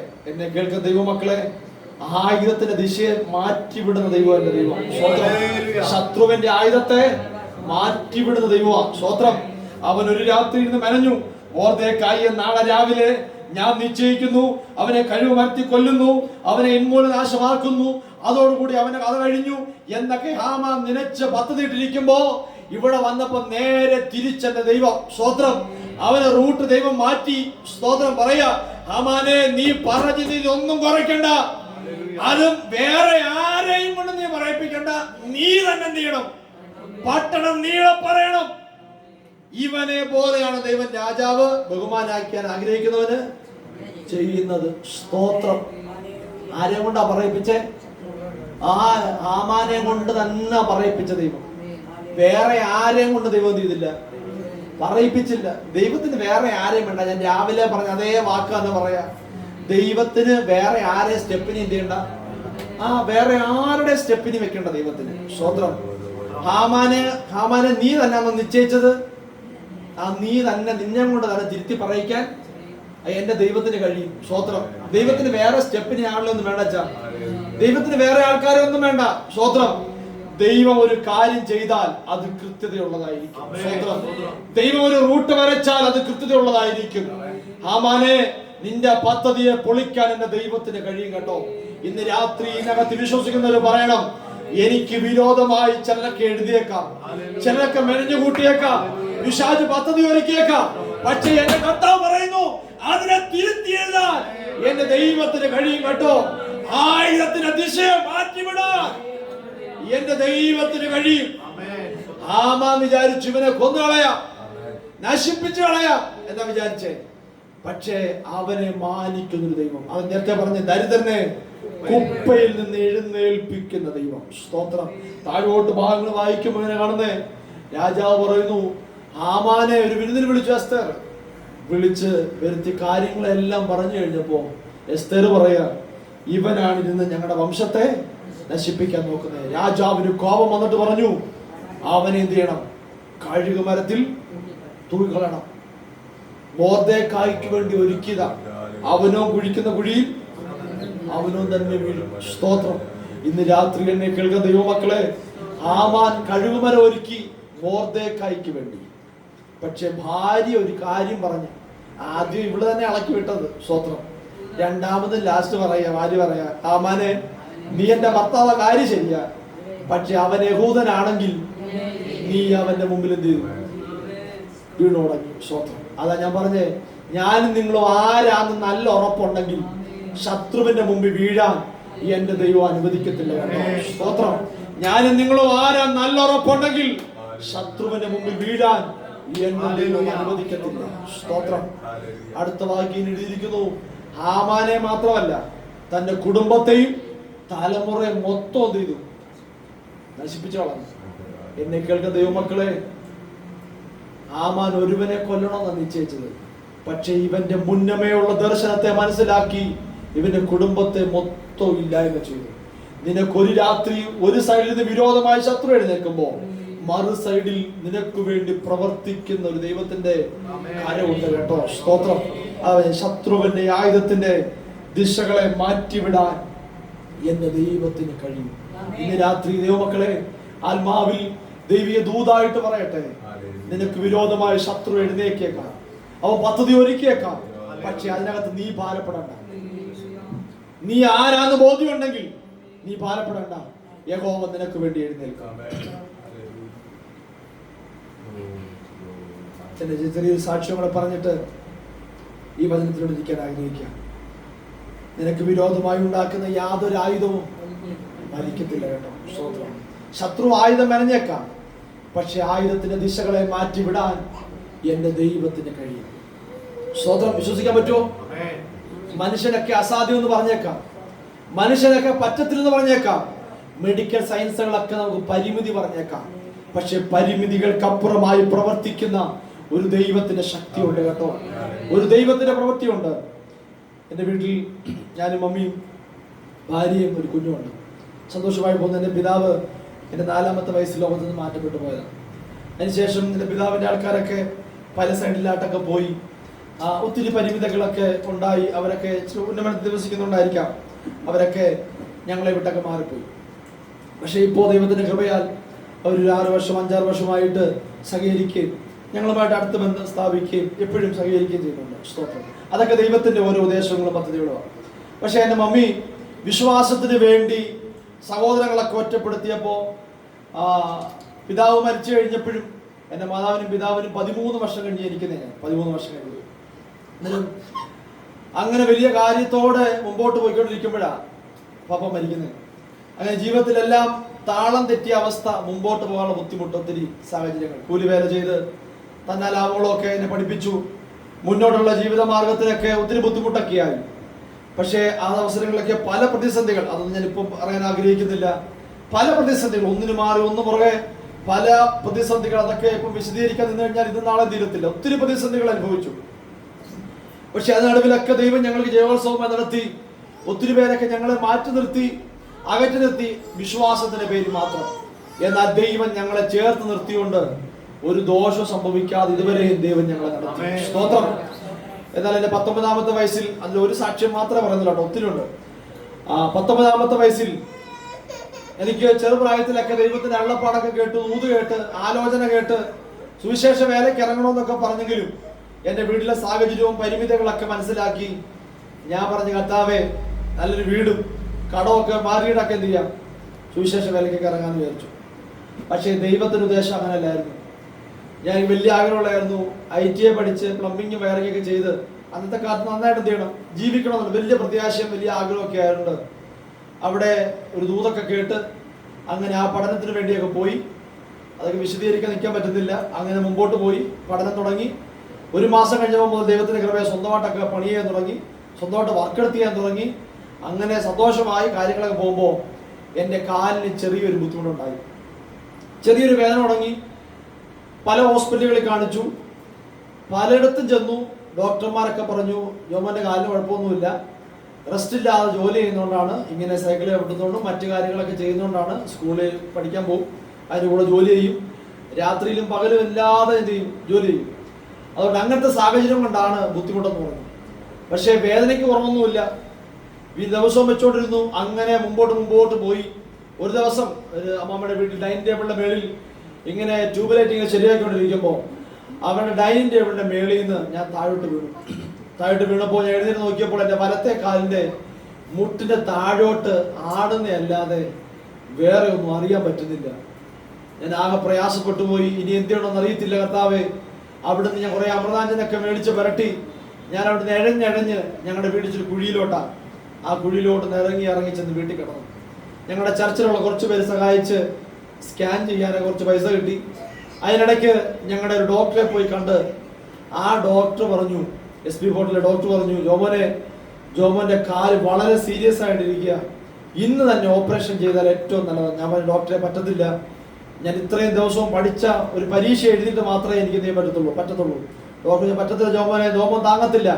ഇല്ല, ഞാൻ ബലാകാര്യമായി എൻ്റെ സ്കൂളിലെ എൻ്റെ കൂടെ പഠിക്കുന്നവരെ കൊണ്ട് വിളിച്ച് ബൈക്കിനകത്ത് അവർ കൊണ്ടുവന്ന് എന്നെ എടുത്തുകൊണ്ട് വന്ന് ബൈക്കിൽ കയറ്റിയിരുത്തും. പരീക്ഷ എഴുതാൻ പോകും. ലാസ്റ്റ് പരീക്ഷ എഴുതിയില്ലെന്ന് പറയാം. ലാസ്റ്റ് വേദന കൊണ്ട് പൊളഞ്ഞ് ലാസ്റ്റ് സ്കാൻ ചെയ്യാൻ വേണ്ടി പോയി. സ്കാൻ ചെയ്ത് SP ബോട്ടിൽ കൊണ്ട് കാണിക്കുമ്പോൾ ഡോക്ടർ ഇങ്ങനെ പറഞ്ഞ്, ജോമോൻ്റെ മുട്ടിൻ്റെ അവിടുത്തെ അസ്ഥി ദ്രവിച്ച് അവിടെ ഒരു വിരലിൻ്റെ കനമായി, ഇനി ജോമോനെ ഓപ്പറേഷൻ ചെയ്യാനല്ലാതെ വേറെ നിവൃത്തിയില്ല എന്ന് പറഞ്ഞു. അങ്ങനെ ഡോക്ടർ എടുത്ത് പറഞ്ഞു, എന്തായാലും ഇവിടം വരെ വന്നേല്ലയോ, ഇവിടെ എന്തായാലും ചെയ്യേണ്ട, മെഡിക്കൽ കോളേജിലോട്ട് എഴുതിത്തരാം, തിരുവനന്തപുരം മെഡിക്കൽ കോളേജിൽ ചെല്ലാൻ പറഞ്ഞു. ഞങ്ങൾ സ്കാൻ ചെയ്ത പൈസ മാത്രമേ ഉള്ളൂ. സ്കാൻ ചെയ്തു, ഡോക്ടറെ കണ്ട്. അന്ന് ഡോക്ടർക്ക് എന്തോ ഞങ്ങളോട് മനസ്സറിവ് തോന്നി. ഡോക്ടറെ കാണാൻ അന്നത്തെ കാലത്ത് എൻ്റെ 19ാമത്തെ വയസ്സിലാണ് 300 രൂപ അന്ന് അദ്ദേഹത്തെ കാണുന്നതെന്ന്. ആ 300 രൂപ തിരിച്ച് അദ്ദേഹം തന്ന് ഞങ്ങളെ വീട്ടിൽ വിട്ടു. ഞങ്ങൾ വീട്ടിൽ വന്നു. ഞങ്ങളുടെ ഒരു അച്ചാനോട്, ഇപ്പോൾ ലൈവായോണ്ടെല്ലാം പറയാൻ പറ്റത്തില്ല, ഒരു അച്ചാനോട് ചോദിച്ചു, വെച്ചാൽ ഒരു 10,000 രൂപ കാശ് തരണം. അച്ഛൻ പറഞ്ഞു, റബേക്കാമേ, ആ കാശ് എങ്ങനെ തിരിച്ചു തരും എന്ന് ചോദിച്ചത്. ന്യായമായിട്ടുള്ള ചോദ്യം ഞാൻ ചോദിച്ചു. കാരണം 10,000 പോട്ട് 1000 മേടിച്ച് തിരിച്ചു കൊടുക്കാൻ അന്നുള്ള കൂലിപ്പണിക്കൊക്കെ പോയാൽ ജീവിക്കുന്നത്. ആ സാഹചര്യം എനിക്ക് പറഞ്ഞാൽ നടക്കിടുന്നില്ല കേട്ടോ. കാരണം എന്നെ കർത്താവ് ഇതുവരെ നടത്തിയത് ദൈവത്തിന്റെ കൃപയല്ല. ഇന്ന് ദൈവം അന്നെന്നുള്ളത് തന്ന് ദൈവം നന്നായിട്ട് നടത്തുന്നുണ്ട്. അന്നേരം അച്ഛൻ പറഞ്ഞു, റബേക്കാമേ പാടാതെ. ശരി അച്ഛൻ, കുഴപ്പമൊന്നുമില്ലെന്ന് പറഞ്ഞു. എന്നൊക്കെ ദൈവമക്കളെ സ്കാൻ ചെയ്ത് വീട്ടിൽ കൊണ്ടുവച്ചു. 2 ദിവസം കഴിയുമ്പോൾ മെഡിക്കൽ കോളേജിൽ പോകണമെന്ന് ആഗ്രഹത്തോടെ ഇരിക്കുന്നത്. ഞങ്ങളുടെ വീട്ടിൽ അന്ന് രാത്രി പ്രാർത്ഥിക്കാൻ വേണ്ടി പായിട്ടു. 7:30 ആയപ്പോൾ ഞാൻ കട്ടിലേ കിടക്കുന്നുണ്ട്, എഴുന്നേറ്റ് കിടക്കാൻ പറ്റില്ല. മമ്മി പായിട്ട് പ്രാർത്ഥിക്കാൻ വേണ്ടി വന്നു. ഞങ്ങളുടെ വീട്ടിനകത്ത് അന്നുള്ളത് ഒരു 100 രൂപയാണ്. ആ 100 രൂപ എടുത്തോണ്ട് വെച്ച ദൈവത്തോട് പ്രാർത്ഥിക്കും, കർത്താവേ, ഞങ്ങളുടെ വീട്ടിൽ ഈ 100 രൂപ അല്ലാതെ വേറെ ഒരു പൈസ ഞങ്ങളുടെ വീട്ടിലില്ല. 2 ദിവസം കഴിയുമ്പോൾ ഹോസ്പിറ്റലിൽ പോകണം. ഞങ്ങൾ അവിടെ നിന്ന് വണ്ടി കയറി പോകാൻ തിരുവനന്തപുരം മെഡിക്കൽ കോളേജ് വരെ ഒരാൾക്ക് വണ്ടിക്കൂലി 50 രൂപയാണ്. 2 പേർ കൂടെ വണ്ടിക്കൂലി 100 രൂപ. എനിക്ക് ബസ്സേ കയറി പോകാനും പറ്റില്ല. ഞങ്ങൾ ദൈവത്തോട് പ്രാർത്ഥിച്ചു. ആ പ്രാർത്ഥിച്ചുകൊണ്ടിരിക്കുമ്പോൾ തന്നെ ഒരമ്മച്ചി എന്നെ ഫോണിൽ വിളിച്ചിട്ട് ചോദിച്ചു, ജോമോനാണോ? ഞാൻ പറഞ്ഞ ജോമോനാ. എന്തുകൊണ്ട് ജോമോനെ വിശേഷം? ഞാൻ പറഞ്ഞ അമ്മച്ചി സന്തോഷമായിട്ടിരിക്കുന്നു. അമ്മച്ചി പറഞ്ഞ് കാലിനൊക്കെ എങ്ങനെയുണ്ട്? ഞാൻ പറഞ്ഞ അമ്മച്ചി കുഴപ്പമില്ല, ഇങ്ങനെ ഇരിക്കുന്നു. ഞാൻ ഇപ്പോഴും എൻ്റെ അടുത്ത് ചോദിക്കുമ്പോഴും അന്ന് ചോദിക്കുമ്പോഴും ആരെൻ്റെ അടുത്ത് വിശേഷം ചോദിച്ചാലും ഒറ്റ വാക്കി കൊടുക്കാം, ദൈവത്തിൻ്റെ കൃപയാൽ കുഴപ്പമൊന്നുമില്ല, സന്തോഷമായിട്ടിരിക്കുന്നു. എന്തോ ദൈവത്തിൻ്റെ കൃപയായിരിക്കും അത് പറയുന്ന ആ വാക്ക് എന്നെ പഠിച്ചു വെച്ചിരിക്കുന്നു. അന്നേരം ആ അച്ഛൻ അമ്മച്ചി ചോദിച്ചു, ശരിയാ ജോമോനെ, ആശുപത്രി ഇപ്പം കാശൊക്കെ ഒത്തോ? ഞാൻ പറഞ്ഞ അമ്മച്ചി, യഹോവ കരുതിക്കൊള്ളും. അന്ന് വലിയ വേദന വരുഞ്ഞാനൊന്നുമില്ലെങ്കിലും അമ്മച്ചി ചോദിച്ച വഴിക്ക് ഈ വാക്യം ഒന്ന് ഓർക്കാപ്പുറത്തങ്ങ് പറഞ്ഞു, ശരിയാ ജോമോനെ, യഹോവ കരുതിക്കൊള്ളും. നാളെ രാവിലെ 7 മണിയാകുമ്പം ഞങ്ങളുടെ വീട്ടിൽ വരെ ഒന്ന് വരാൻ പറഞ്ഞു. സ്തോത്രം. ഞാൻ ദേശത്ത് പത്രമൊക്കെ ഇടാൻ പോകാറുണ്ട്, അവിടെയും പത്രം ഇടാറുണ്ട്. അമ്മച്ചിയെ 6 മാസം 6 ദിവസത്തെ പരിചയം. കാരണം അമ്മച്ചി കൊല്ലത്തുള്ള അമ്മച്ചിയാണ്. അമ്മച്ചിയുടെ സ്വന്തം മക്കളില്ല. അമ്മച്ചിയുടെ സഹോദരന്റെ മോടെ കൂടെ അമ്മച്ചി താമസിക്കുന്നത്. അമ്മച്ചി ബന്ധുക്കോസിലായതുകൊണ്ട് കർത്തമേശമുള്ള ദിവസം മാത്രം ഓട്ടോ വിളിച്ച് ഞാൻ കൊണ്ടുപോകും. അല്ലാതെ അമ്മച്ചിയായിട്ട് യാതൊരു ബന്ധങ്ങളില്ല, പരിചയങ്ങളോ. അന്നേരം ഓട്ടോയെ വെച്ച് കാണും, അല്ലാതെ നമ്പർ കൊടുത്തുള്ള പരിപാടികളോ അങ്ങനെ ഒരു ബന്ധവും സ്ഥാപിക്കാൻ അന്നത്തെ കാലത്ത് ആ പ്രായത്തിൽ ഒത്തില്ല. പക്ഷേ അമ്മച്ചിക്ക് അങ്ങനെ ഒരു നമ്പർ കിട്ടി, വിളിച്ചു, കാര്യം പറഞ്ഞു. പിറ്റേന്ന് രാവിലെ അമ്മച്ചിയുടെ വീട്ടിൽ മമ്മി ആയിരുന്നു. അമ്മച്ചി കരഞ്ഞോണ്ട് ഇറങ്ങി വന്നിട്ട് ഒരു പൊതിക്കെട്ട് എൻ്റെ മമ്മിയുടെ കയ്യിലോട്ട് കൊടുത്തിട്ട് പറഞ്ഞു, റബേക്കാമേ, ഇത് 40,000 രൂപയുണ്ട്, നിന്റെ മോനെ കൊണ്ട് ചികിത്സിക്കണം. അടുത്ത പറഞ്ഞ വാക്കിങ്ങനെ, ഈ പൈസ ഞങ്ങൾക്ക് തിരിച്ചു തരണ്ട കേട്ടോ. സ്തോത്രം. എന്നെ കേൾക്കുന്ന ദൈവമക്കളെ, ഇന്ന് രാത്രിയിൽ ഈ സാക്ഷ്യം പറയുമ്പോൾ എനിക്ക് കണ്ണു നിറഞ്ഞ കാര്യമുണ്ട്. അവിശ്വാസികളൊക്കെ പലരൊക്കെ ഉണ്ടായിട്ടും പലരും കുറ്റം വിധിച്ചപ്പോഴൊക്കെ എൻ്റെ മമ്മി കണ്ണുനീരോടെ വിശ്വാസത്തിന് വേണ്ടി വില കൊടുത്തതിന് ഒരു നന്മയാ ഇന്ന് രാത്രിയിലും എന്നെ ദൈവം ഇവിടെ ഭൂമി നിർത്തിയിരിക്കുന്നത്. എൻ്റെ മമ്മി കണ്ണുനീരോടെ അത് മേടിച്ച് ഉറക്ക നിലവിളിച്ചോണ്ടാ വീട്ടിൽ വരുന്നേ. എടാ, ഇത്ര രൂപ എനിക്ക് തന്നു, നിന്നെ കൊണ്ട് ചികിത്സിക്കാൻ പൈസ തന്നു. എന്നെ കേൾക്കുന്ന ദൈവമക്കളെ, ആ നിറഞ്ഞ മനസ്സോടെ വരുമ്പോഴുണ്ടല്ലോ, ഞാനിപ്പോഴും പറയുന്ന ഒരു കാര്യമുണ്ട്. എലീശ പ്രവാചകന്റെ അടുക്കൽ വന്നൊരു വിധവ എന്ന് പറയുന്നുണ്ട്, കടക്കാരന്റെ വീട്ടിൽ വന്നിരിക്കുക. നിന്റെ കൂടെ എത്ര നാൾ നടന്നല്ലോ എന്റെ ഭർത്താവ്, കടക്കാര് വീട്ടിൽ വന്നിരിക്കുക. എന്റെ കയ്യിൽ ഒരു ഭരണി എണ്ണയല്ലാതെ വേറെ ഒന്നുമില്ല. തലേന്ന് രാത്രി ആ 100 രൂപ എടുത്തോണ്ട് വെച്ചിരുന്നേ ദൈവത്തോട് പ്രാർത്ഥിക്കുന്ന പ്രാർത്ഥനയുടെ മറുപടിയാ ദൈവം അന്ന് രാത്രി അത്ഭുതം ചെയ്തേ. ഇന്ന് രാത്രി എന്നെ കേൾക്കുന്ന ദൈവമക്കളെ, എന്നെ നിങ്ങളെ നന്നായിട്ട് അറിയുന്നൊരു ദൈവമുണ്ട്. സ്തോത്രം. ഉള്ളതുപോലെ ദൈവത്തോട് പറഞ്ഞാൽ അവൻ കൃത്യമായി പ്രശ്നത്തിന് പരിഹാരം തരുന്ന ദൈവമാണ്. സ്തോത്രം. ഉള്ളതുപോലെ എന്റെ ദൈവത്തോട് പറയണം. നിന്റെ ഇല്ലായ്മകളൊക്കെ ആയിക്കോട്ടെ, പക്ഷേ ദൈവത്തിന് ഒറ്റ കണ്ടീഷൻ, ഉള്ളതുപോലെ പറയാൻ ഞാൻ നിങ്ങൾ തന്റെ ഇടം കാണിക്കണം. സ്തോത്രം.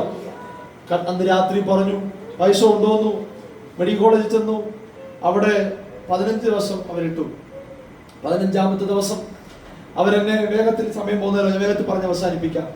15ാമത്തെ ദിവസം എൻ്റെ ഓപ്പറേഷന് വേണ്ടി കാര്യങ്ങളൊക്കെ തീരുമാനിച്ച് എൻ്റെ കൂടെ നിൽക്കാൻ ആരുമില്ല. മമ്മിക്ക് ഒറ്റയ്ക്ക് എന്നെ നയിക്കാൻ പറ്റത്തില്ല. അന്നേരം 6 മാസം പരിചയമുള്ള എൻ്റെ ഒരു കൂട്ടുകാരൻ, എൻ്റെ കൂടെ ITA പഠിച്ച, എൻ്റെ കൂടെ അല്ല വേറെ ട്രേഡായിരുന്നു, അവനിപ്പോൾ സൗദിയിലാണ് ജോലി ചെയ്യുന്നത്. അവൻ എൻ്റെ കൂടെ 30 ദിവസം എൻ്റെ വോമിറ്റിങ്ങും മറ്റു കാര്യങ്ങളൊക്കെ ചെയ്യാൻ ഒരു മടിയും കൂടാതെ എൻ്റെ കൂടെ നിന്ന് എന്നെ ശുശ്രൂഷിച്ച വ്യക്തിയാണ്. സ്തോത്രം. അവനെ ദൈവം മാനിച്ചു കേട്ടോ. അങ്ങനെ എൻ്റെ മമ്മി ഹോസ്പിറ്റലിൽ അവിടെ ചെന്നു. 15ാമത്തെ ദിവസം ഓപ്പറേഷന് വേണ്ടി കാര്യങ്ങളൊക്കെ തീരുമാനിച്ച് തലേന്ന് രാത്രി ഡോക്ടർ റൂമിലോട്ട് എന്നെ വിളിച്ചിട്ട് 2 മണിക്കൂർ ഒത്തിരി കാര്യങ്ങൾ ചോദിച്ചു, ഒത്തിരി വിശദീകരണം ചോദിച്ചിട്ട് ലാസ്റ്റ് ഡോക്ടർ റൂമിൽ നിന്ന് 2 മണിക്കൂർ കഴിഞ്ഞ് തിരിച്ചിറങ്ങാൻ നേരത്ത് എൻ്റെ കാലിനകത്ത് എന്തോ ജീവനുള്ള സാധനം അനങ്ങുന്ന പോലെ എനിക്ക് തോന്നി. ഇങ്ങനെ ഭയങ്കരമായിട്ട് നെഞ്ച് ഹാർട്ട് ഇടിക്കുന്ന പോലെ അനങ്ങാൻ തുടങ്ങി. ഞാൻ ഡോക്ടറെ എൻ്റെ കാല് ജീവനുള്ള സാധനം എന്തോ വിളിക്കുക, എനിക്ക് ബുദ്ധിമുട്ടാന്ന് പറഞ്ഞു. ഡോക്ടർ പെട്ടെന്ന് ബ്ലഡ് ടെസ്റ്റ് ചെയ്യാൻ വേണ്ടി അയച്ചിട്ട് പറഞ്ഞു, ഓപ്പറേഷൻ നടക്കത്തില്ല, എൻ്റെ ബ്ലഡിന്റെ സർക്കുലേഷൻ ഒത്തിരി കൂടുതലാണ്, ഹാർട്ടിനെക്കാട്ടി കൂടുതൽ ബ്ലഡിന്റെ സർക്കുലേഷൻ എൻ്റെ കാലിനകത്ത് ഓപ്പറേഷൻ നടക്കത്തില്ലെന്ന് പറഞ്ഞു. അവരോട് ഞാൻ പറഞ്ഞ ഹോസ്പിറ്റലിൽ ബ്ലഡ് ബ്ലോക്ക് ചെയ്യും, പക്ഷെ അവിടുന്ന് ചെയ്തിട്ട് തിരിച്ചു വരുമ്പോഴത്തേക്ക് പിന്നെ നോർമൽ ആവും. 92-ൽ ശ്രീത്ര മെഡിക്കൽ കോളേജിൽ ഒരാൾക്ക് ബ്ലഡ് ബ്ലോക്ക് ചെയ്തിട്ടുണ്ടെന്ന് അടുത്ത് പറഞ്ഞേ. അതിനുശേഷം 2010-ൽ എൻ്റെ കാലിൻ്റെ അകത്താണ് ബ്ലഡിന് ബ്ലോക്ക് ചെയ്യുന്നത്. അവർ പറഞ്ഞു ബ്ലഡിന് ബ്ലോക്ക് ചെയ്ത ആള് ജീവനോടിരിക്കില്ല, ഇരുന്നാലും 3 മാരകമായ രോഗങ്ങൾ ഉണ്ടാവും. ദൈവത്തിന്റെ കൃപയിൽ ഇതുവരെയും യാതൊരു പ്രയാസമില്ല കേട്ടോ അവർ പറഞ്ഞേ. അങ്ങനെ ബ്ലഡ് ബ്ലോക്ക് ചെയ്തു. ഞങ്ങളെ ശനിയാഴ്ച ദിവസം അതുകൂടെ പറഞ്ഞിട്ട് വിടണം. ശനിയാഴ്ച ദിവസം കാര്യങ്ങളൊക്കെ തീരുമാനിച്ച് ബ്ലഡ് ബ്ലോക്ക് ചെയ്യാൻ വേണ്ടി തീരുമാനിച്ച് മെഡിക്കൽ കോളേജിൽ എന്നെ ഒരുക്കി ആംബുലൻസ് കൂടെ വന്നാൽ മതി. എല്ലാം റെഡിയായി കിടക്കുമ്പോൾ ഒരു നേഴ്സ് ഞങ്ങളുടെ ബെഡിന്റെ അടുക്കൽ വന്നിട്ട് ഇങ്ങനെ പറഞ്ഞു. അത് നേഴ്സ് പറഞ്ഞു, ആര് പറഞ്ഞെന്ന് എനിക്കറിയില്ല. നേഴ്സ് പറഞ്ഞു, ഇത് ചെയ്യേണ്ട വരത്തില്ല. ഈ ഒറ്റ വാക്കേ കേട്ടുള്ളൂ. നിങ്ങൾ ചിലപ്പോൾ എത്രത്തോളം വിശ്വസിക്കുന്ന എനിക്കറിയത്തില്ല. ഇത് ചെയ്യേണ്ട വരത്തില്ല. അങ്ങനെ ഞാനും മമ്മിയും കേട്ടു, എൻ്റെ കൂടെ നാളും കേട്ടിട്ട് പറഞ്ഞു, ഇത് ചെയ്യേണ്ട രക്ഷമുണ്ടല്ലോ, കാരണം 20,000 രൂപ കെട്ടിയും വെക്കേണ്ട, ഇത്രയും മാരകമായ മരുന്ന് എൻ്റെ ശരീരത്തിനകത്ത് ഇഞ്ചക്ട് ചെയ്യും വേണ്ട. അദ്ദേഹം പറയണം, അദ്ദേഹം പോയി. ഉച്ചയാവുന്നിടം വരെ ഞാൻ നോക്കിയപ്പോൾ എൻ്റെ കൂടെ വരേണ്ട ഡോക്ടർ താഴെ നിൽക്കുക. അദ്ദേഹം ഞങ്ങളെ തിരക്കി. ഞങ്ങൾ പോയില്ല. ഉച്ച കഴിഞ്ഞപ്പോൾ അദ്ദേഹം വന്നിട്ട് പറഞ്ഞു, നിങ്ങൾ എന്താ വരാഞ്ഞതുകൊണ്ട് ഞങ്ങളെ വഴക്ക് പറഞ്ഞു. ഞങ്ങൾ പറഞ്ഞു, ഡോക്ടറെ നേഴ്സ് വന്നിട്ട് പറഞ്ഞു ഇത് ചെയ്യേണ്ട വരത്തില്ലെന്ന് പറഞ്ഞു. എന്നാ പിന്നെ പോട്ട്, തിങ്കളാഴ്ചത്തേക്ക് എന്ത് ചെയ്യാം, ആക്കിയേക്കാം. നിങ്ങൾ കേൾക്കണം, ദൈവം വിശ്വസ്തന കേട്ടോ. തിങ്കളാഴ്ച ദിവസം അന്ന് ഡ്യൂട്ടിയിലുള്ള ഡോക്ടർ കുമ്പനാട് IPCയിലുള്ള ഡോക്ടറാണ്. അവർ വന്ന് ഞങ്ങളുടെ കാര്യങ്ങളൊക്കെ നോക്കി കൃത്യമായി കാര്യങ്ങളൊക്കെ ചെയ്ത് ആംബുലൻസ് എല്ലാം ബുക്ക് ചെയ്ത് അവർ തന്നെ ഞങ്ങളെ എന്ത് ചെയ്തു, അവിടെ കൊണ്ടുപോയിട്ട് രാവിലെ 10:30 ചെന്നു. 4 മണി വരെ എൻ്റെ മമ്മി അകത്ത് കയറ്റിട്ട് ഒത്തിരിയും കാര്യങ്ങൾ ചോദിച്ചിട്ട് 4 മണി ആയപ്പം മമ്മിയെടുത്ത് പറഞ്ഞു, നിങ്ങളുടെ മോനെ ഒരു പൈസ ഇല്ലാതെ ഇവിടെ ബ്ലഡ് ബ്ലോക്ക് ചെയ്ത് തരാമെന്ന്. എന്നെ കേൾക്കുന്ന ദൈവമക്കളെ, ഞങ്ങൾക്ക് അന്ന് APL കാർഡോ ചികിത്സാ കാർഡോ മറ്റു സംവിധാനങ്ങളൊന്നുമില്ല, രാഷ്ട്രീയ ബന്ധങ്ങളൊന്നുമില്ല, ഞങ്ങളെ സഹായിക്കാൻ നേതാക്കന്മാരൊന്നുമില്ല. പക്ഷെ ഞങ്ങൾക്ക് വേണ്ടി എഴുന്നേൽക്കുന്ന ദൈവം ഉണ്ടായിരുന്നു കേട്ടോ. അത് കഴിഞ്ഞപ്പോഴാണ് അറിയുന്നേ, ഞങ്ങളുടെ കൂടെ അന്ന് വന്ന ഡോക്ടറെ ഏറ്റവും അടുത്തൊരു ബന്ധുവായിരുന്നു. അന്ന് ശ്രീത്ര മെഡിക്കൽ കോളേജിൽ അതിന്റെ ടോപ്പ് ലെവലിൽ ഇരിക്കുന്ന ആള്. സ്തോത്രം. ദൈവത്തിന്റെ നീതി നോക്കണേ. ശനിയാഴ്ച ദിവസം പോയായിരുന്നെങ്കിൽ ഈ 20,000 രൂപ കെട്ടിവെക്കേണ്ട വന്നേനെ. പക്ഷെ അത് തിങ്കളാഴ്ചത്തേക്ക് മാറ്റിയത് എന്റെ ദൈവത്തിന്റെ കരവാണ്. നമുക്ക് രാഷ്ട്രീയ ബന്ധങ്ങൾ കാണത്തില്ലായിരിക്കാം, അധികാരികൾ കണ്ടില്ലായിരിക്കാം, പക്ഷെ നമ്മളെ സഹായിക്കാൻ ആരും കാണത്തില്ലായിരിക്കാം. പക്ഷേ സഹായിക്കാൻ ഒരുവനെ ദൈവം നിശ്ചയിച്ചാൽ അവന് വേണ്ടി ദൈവം ഏത് സംവിധാനം ഉപയോഗിക്കുന്ന എന്റെ ജീവിതം കൊണ്ട് ഞാൻ പഠിച്ചേ. അവിടുത്തെ ബ്ലഡ് ബ്ലോക്ക് ചെയ്ത് രാത്രി വന്നു. മെഡിക്കൽ കോളേജിൽ കടന്നു കഴിഞ്ഞപ്പോ എന്റെ വലത്തെ കൈ കോഴിയുടെ തല വെട്ടുന്ന പോലെ കിടന്ന് പടയ്ക്കാൻ തുടങ്ങി, വലത്തെ കാല് കിടന്ന് പടയ്ക്കാൻ തുടങ്ങി. ഡോക്ടർ പറഞ്ഞു, അറിയിക്കേണ്ടവരെയൊക്കെ അറിയിച്ചോ, ഇനി മരുന്നൊന്നുമില്ല, ഏകദേശം പോകാറായി. അങ്ങനെ അറിയിക്കേണ്ടവരെയൊക്കെ അറിയിച്ചു. പലരും വന്ന് കണ്ടു. ശരീരമൊക്കെ ഒത്തിരി തണുത്തു. എൻ്റെ മാതാവിന്റെ മടിയിൽ തല വെച്ച് കിടക്കുമ്പോൾ ഞാൻ, അമ്മയ്ക്ക് ഭർത്താവും ഇല്ല, ഞാനും ഇല്ല, എല്ലാം കൊണ്ടും ജീവിതം അവസാനിക്കുക. പക്ഷെ എങ്കിലും എൻ്റെ മമ്മിക്ക് ഒരു ആത്മധൈര്യം കൊടുത്തു കേട്ടോ. അന്ന് മമ്മി കർത്താവിനോട്, കർത്താവേ എൻ്റെ മോനി അവസ്ഥയില്ല, പക്ഷേ കർത്താവിന്റെ വേലയ്ക്ക് വേണ്ടി ആരോടും. ആ ഒരു ചോദ്യത്തിന് മുമ്പിൽ സർവശക്തനായ ദൈവം ആ ബെഡിനകത്ത് ഇറങ്ങി വന്നു. എൻ്റെ കാലും കൈയൊക്കെ കോഴിയുടെ തല വെട്ടിയാൽ എങ്ങനെ കിടന്ന് പടയ്ക്കുമോ അതേപോലെ കിടന്ന് പടച്ചോണ്ടിരിക്കുക, അതേപോലെ ഭയങ്കരമായിട്ട് പടച്ചോണ്ടിരിക്കുക. അന്നേരമായി ഈ വാക്ക് സ്വർഗത്തിലോട്ട് ചെല്ലുമ്പോ ദൈവത്തിന് ദൂതൻ അന്ന് ആ ബെഡിൽ ഇറങ്ങി വന്നു. എന്റെ വിറയിലും ആ ബുദ്ധിമുട്ടൊക്കെ മാറി. പിറ്റേന്ന് രാവിലെ എന്നെ ഓപ്പറേഷന് വേണ്ടി കൊണ്ടുപോയി. എന്റെ മുഖത്ത് നോക്കി ഡോക്ടർ ഇങ്ങനെ പറഞ്ഞേ, ജോമോനെ ബ്ലഡ് ബ്ലോക്ക് ചെയ്തോ? ഞാൻ ബ്ലോക്ക് ചെയ്ത ഡോക്ടറെ. ജോമോനെ, ഞങ്ങൾക്ക് ഉറപ്പില്ല, 75% നീ മരിക്കും, 25% നീ വന്നാലും പരസഹായമില്ല, നടക്കാൻ പറ്റത്തില്ല, നീ മറ്റു കാര്യങ്ങൾ ചെയ്യാൻ പറ്റില്ല, കാല് ഫുള്ള് മടങ്ങാൻ ബുദ്ധിമുട്ടാ എന്നൊക്കെ അവർ പറഞ്ഞു. എന്നെ കേൾക്കുന്ന ദൈവമക്കളെ, 1 വർഷം എത്തുന്നതിന് മുമ്പ് തന്നെ പരസഹായമില്ലാതെ അതേ ഡോക്ടർ മുമ്പിൽ ചെല്ലാൻ എന്റെ ദൈവം കൃപ ചെയ്തു കേട്ടോ. സ്തോത്രം. എന്നെ ഓപ്പറേഷൻ ചെയ്തു. എന്റെ കാല് ഫുള്ള് മടങ്ങത്തില്ല, സ്തോത്രം, പക്ഷെ പകുതി ഫുള്ള് മടങ്ങും. വണ്ടി ഓടിക്കും, യാത്ര ചെയ്യാറുണ്ട്, പോകാറുണ്ട്, വരാറുണ്ട്, ഒത്തിരി കാര്യങ്ങൾ ചെയ്യാറുണ്ട്. പക്ഷെ എന്നെ നടത്തുന്നത് എന്റെ ദൈവത്തിന്റെ കൃപയൊന്ന് മാത്രമാണ്. സ്തോത്രം. ഇന്ന് രാത്രി അഭിമാനത്തോട് പറയട്ടെ, എന്റെ ഭാര്യ പ്രാർത്ഥിക്കുന്നതെന്നല്ല പറയുന്നത്, ഭാര്യ പ്രാർത്ഥിക്കാറുണ്ട്, എന്റെ മമ്മി പ്രാർത്ഥിക്കാറുണ്ട്. അവരുടെയൊക്കെ പ്രാർത്ഥനയുടെ ഫലം കൊണ്ട് മാത്രമാണ് ഇന്ന് രാത്രിയിലും എന്നെ ദൈവം നിർത്തിയിരിക്കുന്നത്. സ്തോത്രം. ഒരു കാലഘട്ടത്തിൽ ഒരു വിശ്വാസം അല്ലെങ്കിൽ ഒന്നും കാണാതെ ധൈര്യത്തോടെ പ്രാർത്ഥിച്ചതിന്റെ ഒരു പരിണിത ഫലമാണ് ഇന്ന് രാത്രിയിലും ഞാൻ ജീവനോടെ ശേഷിപ്പിക്കുന്നത്. ഇന്ന് രാത്രി എന്നെ സൗഖ്യമാക്കിയ ദൈവത്തിന് നിങ്ങളെ സൗഖ്യമാക്കാൻ കഴിയും കേട്ടോ. എന്നെ വിടുവിച്ച ദൈവത്തിന് നിങ്ങളെ വിടുവിക്കാൻ കഴിയും. ഇന്ന് രാത്രി നമ്മുടെ കണ്ണുകളെ നടക്കാൻ പറ്റുമോ? ഒത്തിരി അനുഭവങ്ങൾ എനിക്ക് പറയാനുണ്ട്. ഇന്ന് രാത്രി എന്നെ കേൾക്കുന്ന ദൈവമക്കളെ, നമ്മുടെ മാതാപിതാക്കളുടെ കണ്ണുനീര്, ഇവിടെ ഇരിക്കുന്ന മാതാപിതാക്കളുണ്ടല്ലോ, നിങ്ങളോട് പറയട്ടെ, നിങ്ങളുടെ കണ്ണുനീരൊന്നും വൃഥാവായി പോകത്തില്ല കേട്ടോ. നിങ്ങൾ ഒഴുക്കുന്ന ഓരോ കണ്ണുനീരുകൾക്കും എന്റെ സ്വർഗത്തിലെ ദൈവം നിശ്ചയമായിട്ടും മറുപടി തന്നെ. ഉറപ്പാ ജീവിതത്തിലെ അനുഭവം കൊണ്ടാ പറയുന്നേ. ഉറപ്പായിട്ടും നിങ്ങളുടെ കരച്ചിലൊരു മറുപടി ഉണ്ട് കേട്ടോ. നിന്റെ കരച്ചിലൊരു മറുപടി ഉണ്ട്. ആ മറുപടി നിശ്ചയമായിട്ട് നിങ്ങൾക്ക് തന്നെ വരും. നമ്മൾ കേട്ട വചനം പോലെ പ്രാർത്ഥിക്കുന്നവരുണ്ടോ നിന്റെ വീട്ടിൽ ആ മറുപടി ഉള്ളത്. നിന്റെ വീട്ടിൽ ആ മറുപടിയുള്ളേ. ആ മറുപടി വഴി മാറി പോകത്തില്ല കേട്ടോ. ആയുധത്തിനൊക്കെ മൂർച്ച പിശാച് കൂട്ടിയേക്കാം, പക്ഷേ അവന്റെ ആയുധത്തെ തിരിച്ചുവിടാൻ എന്റെ ദൈവത്തിന് കഴിയും. ഇന്ന് രാത്രി മനുഷ്യർക്ക് അസാധ്യമെങ്കിലും ദൈവത്തിന് സകലതും സാധ്യമാണ്. ഇന്ന് രാത്രി നമ്മുടെ കണ്ണുകളെ അടച്ച് അല്പസമയം ഒന്ന് പ്രാർത്ഥിക്കാൻ പറ്റുമോ? കർത്താവേ, ഇന്ന് രാത്രി നീ ഞങ്ങളെ ആദരിക്കണമേ. നിന്റെ കൃപ ഞങ്ങളുടെ മേൽ പകരണമേ. ഒന്ന് പ്രാർത്ഥിക്കാൻ പറ്റുമോ?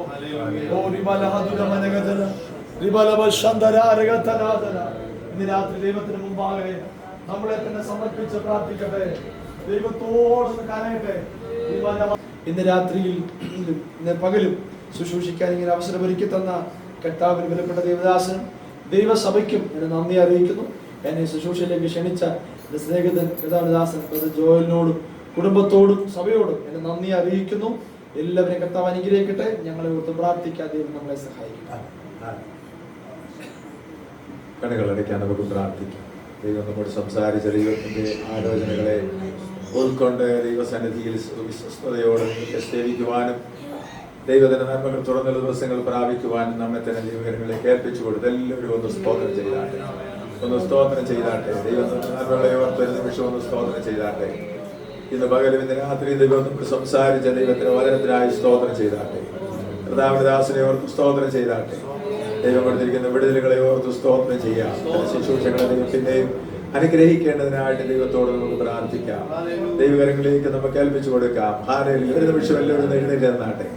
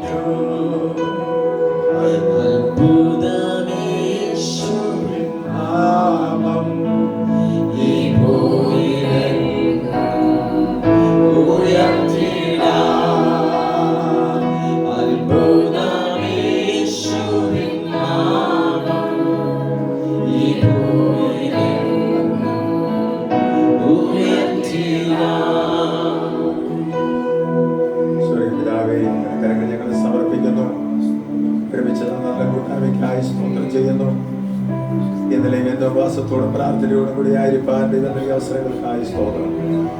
സഭയ്ക്ക് നന്മയ്ക്കായി കണക്കിടണമേ. ഞങ്ങളെ അനുഗ്രഹിക്കണമേ.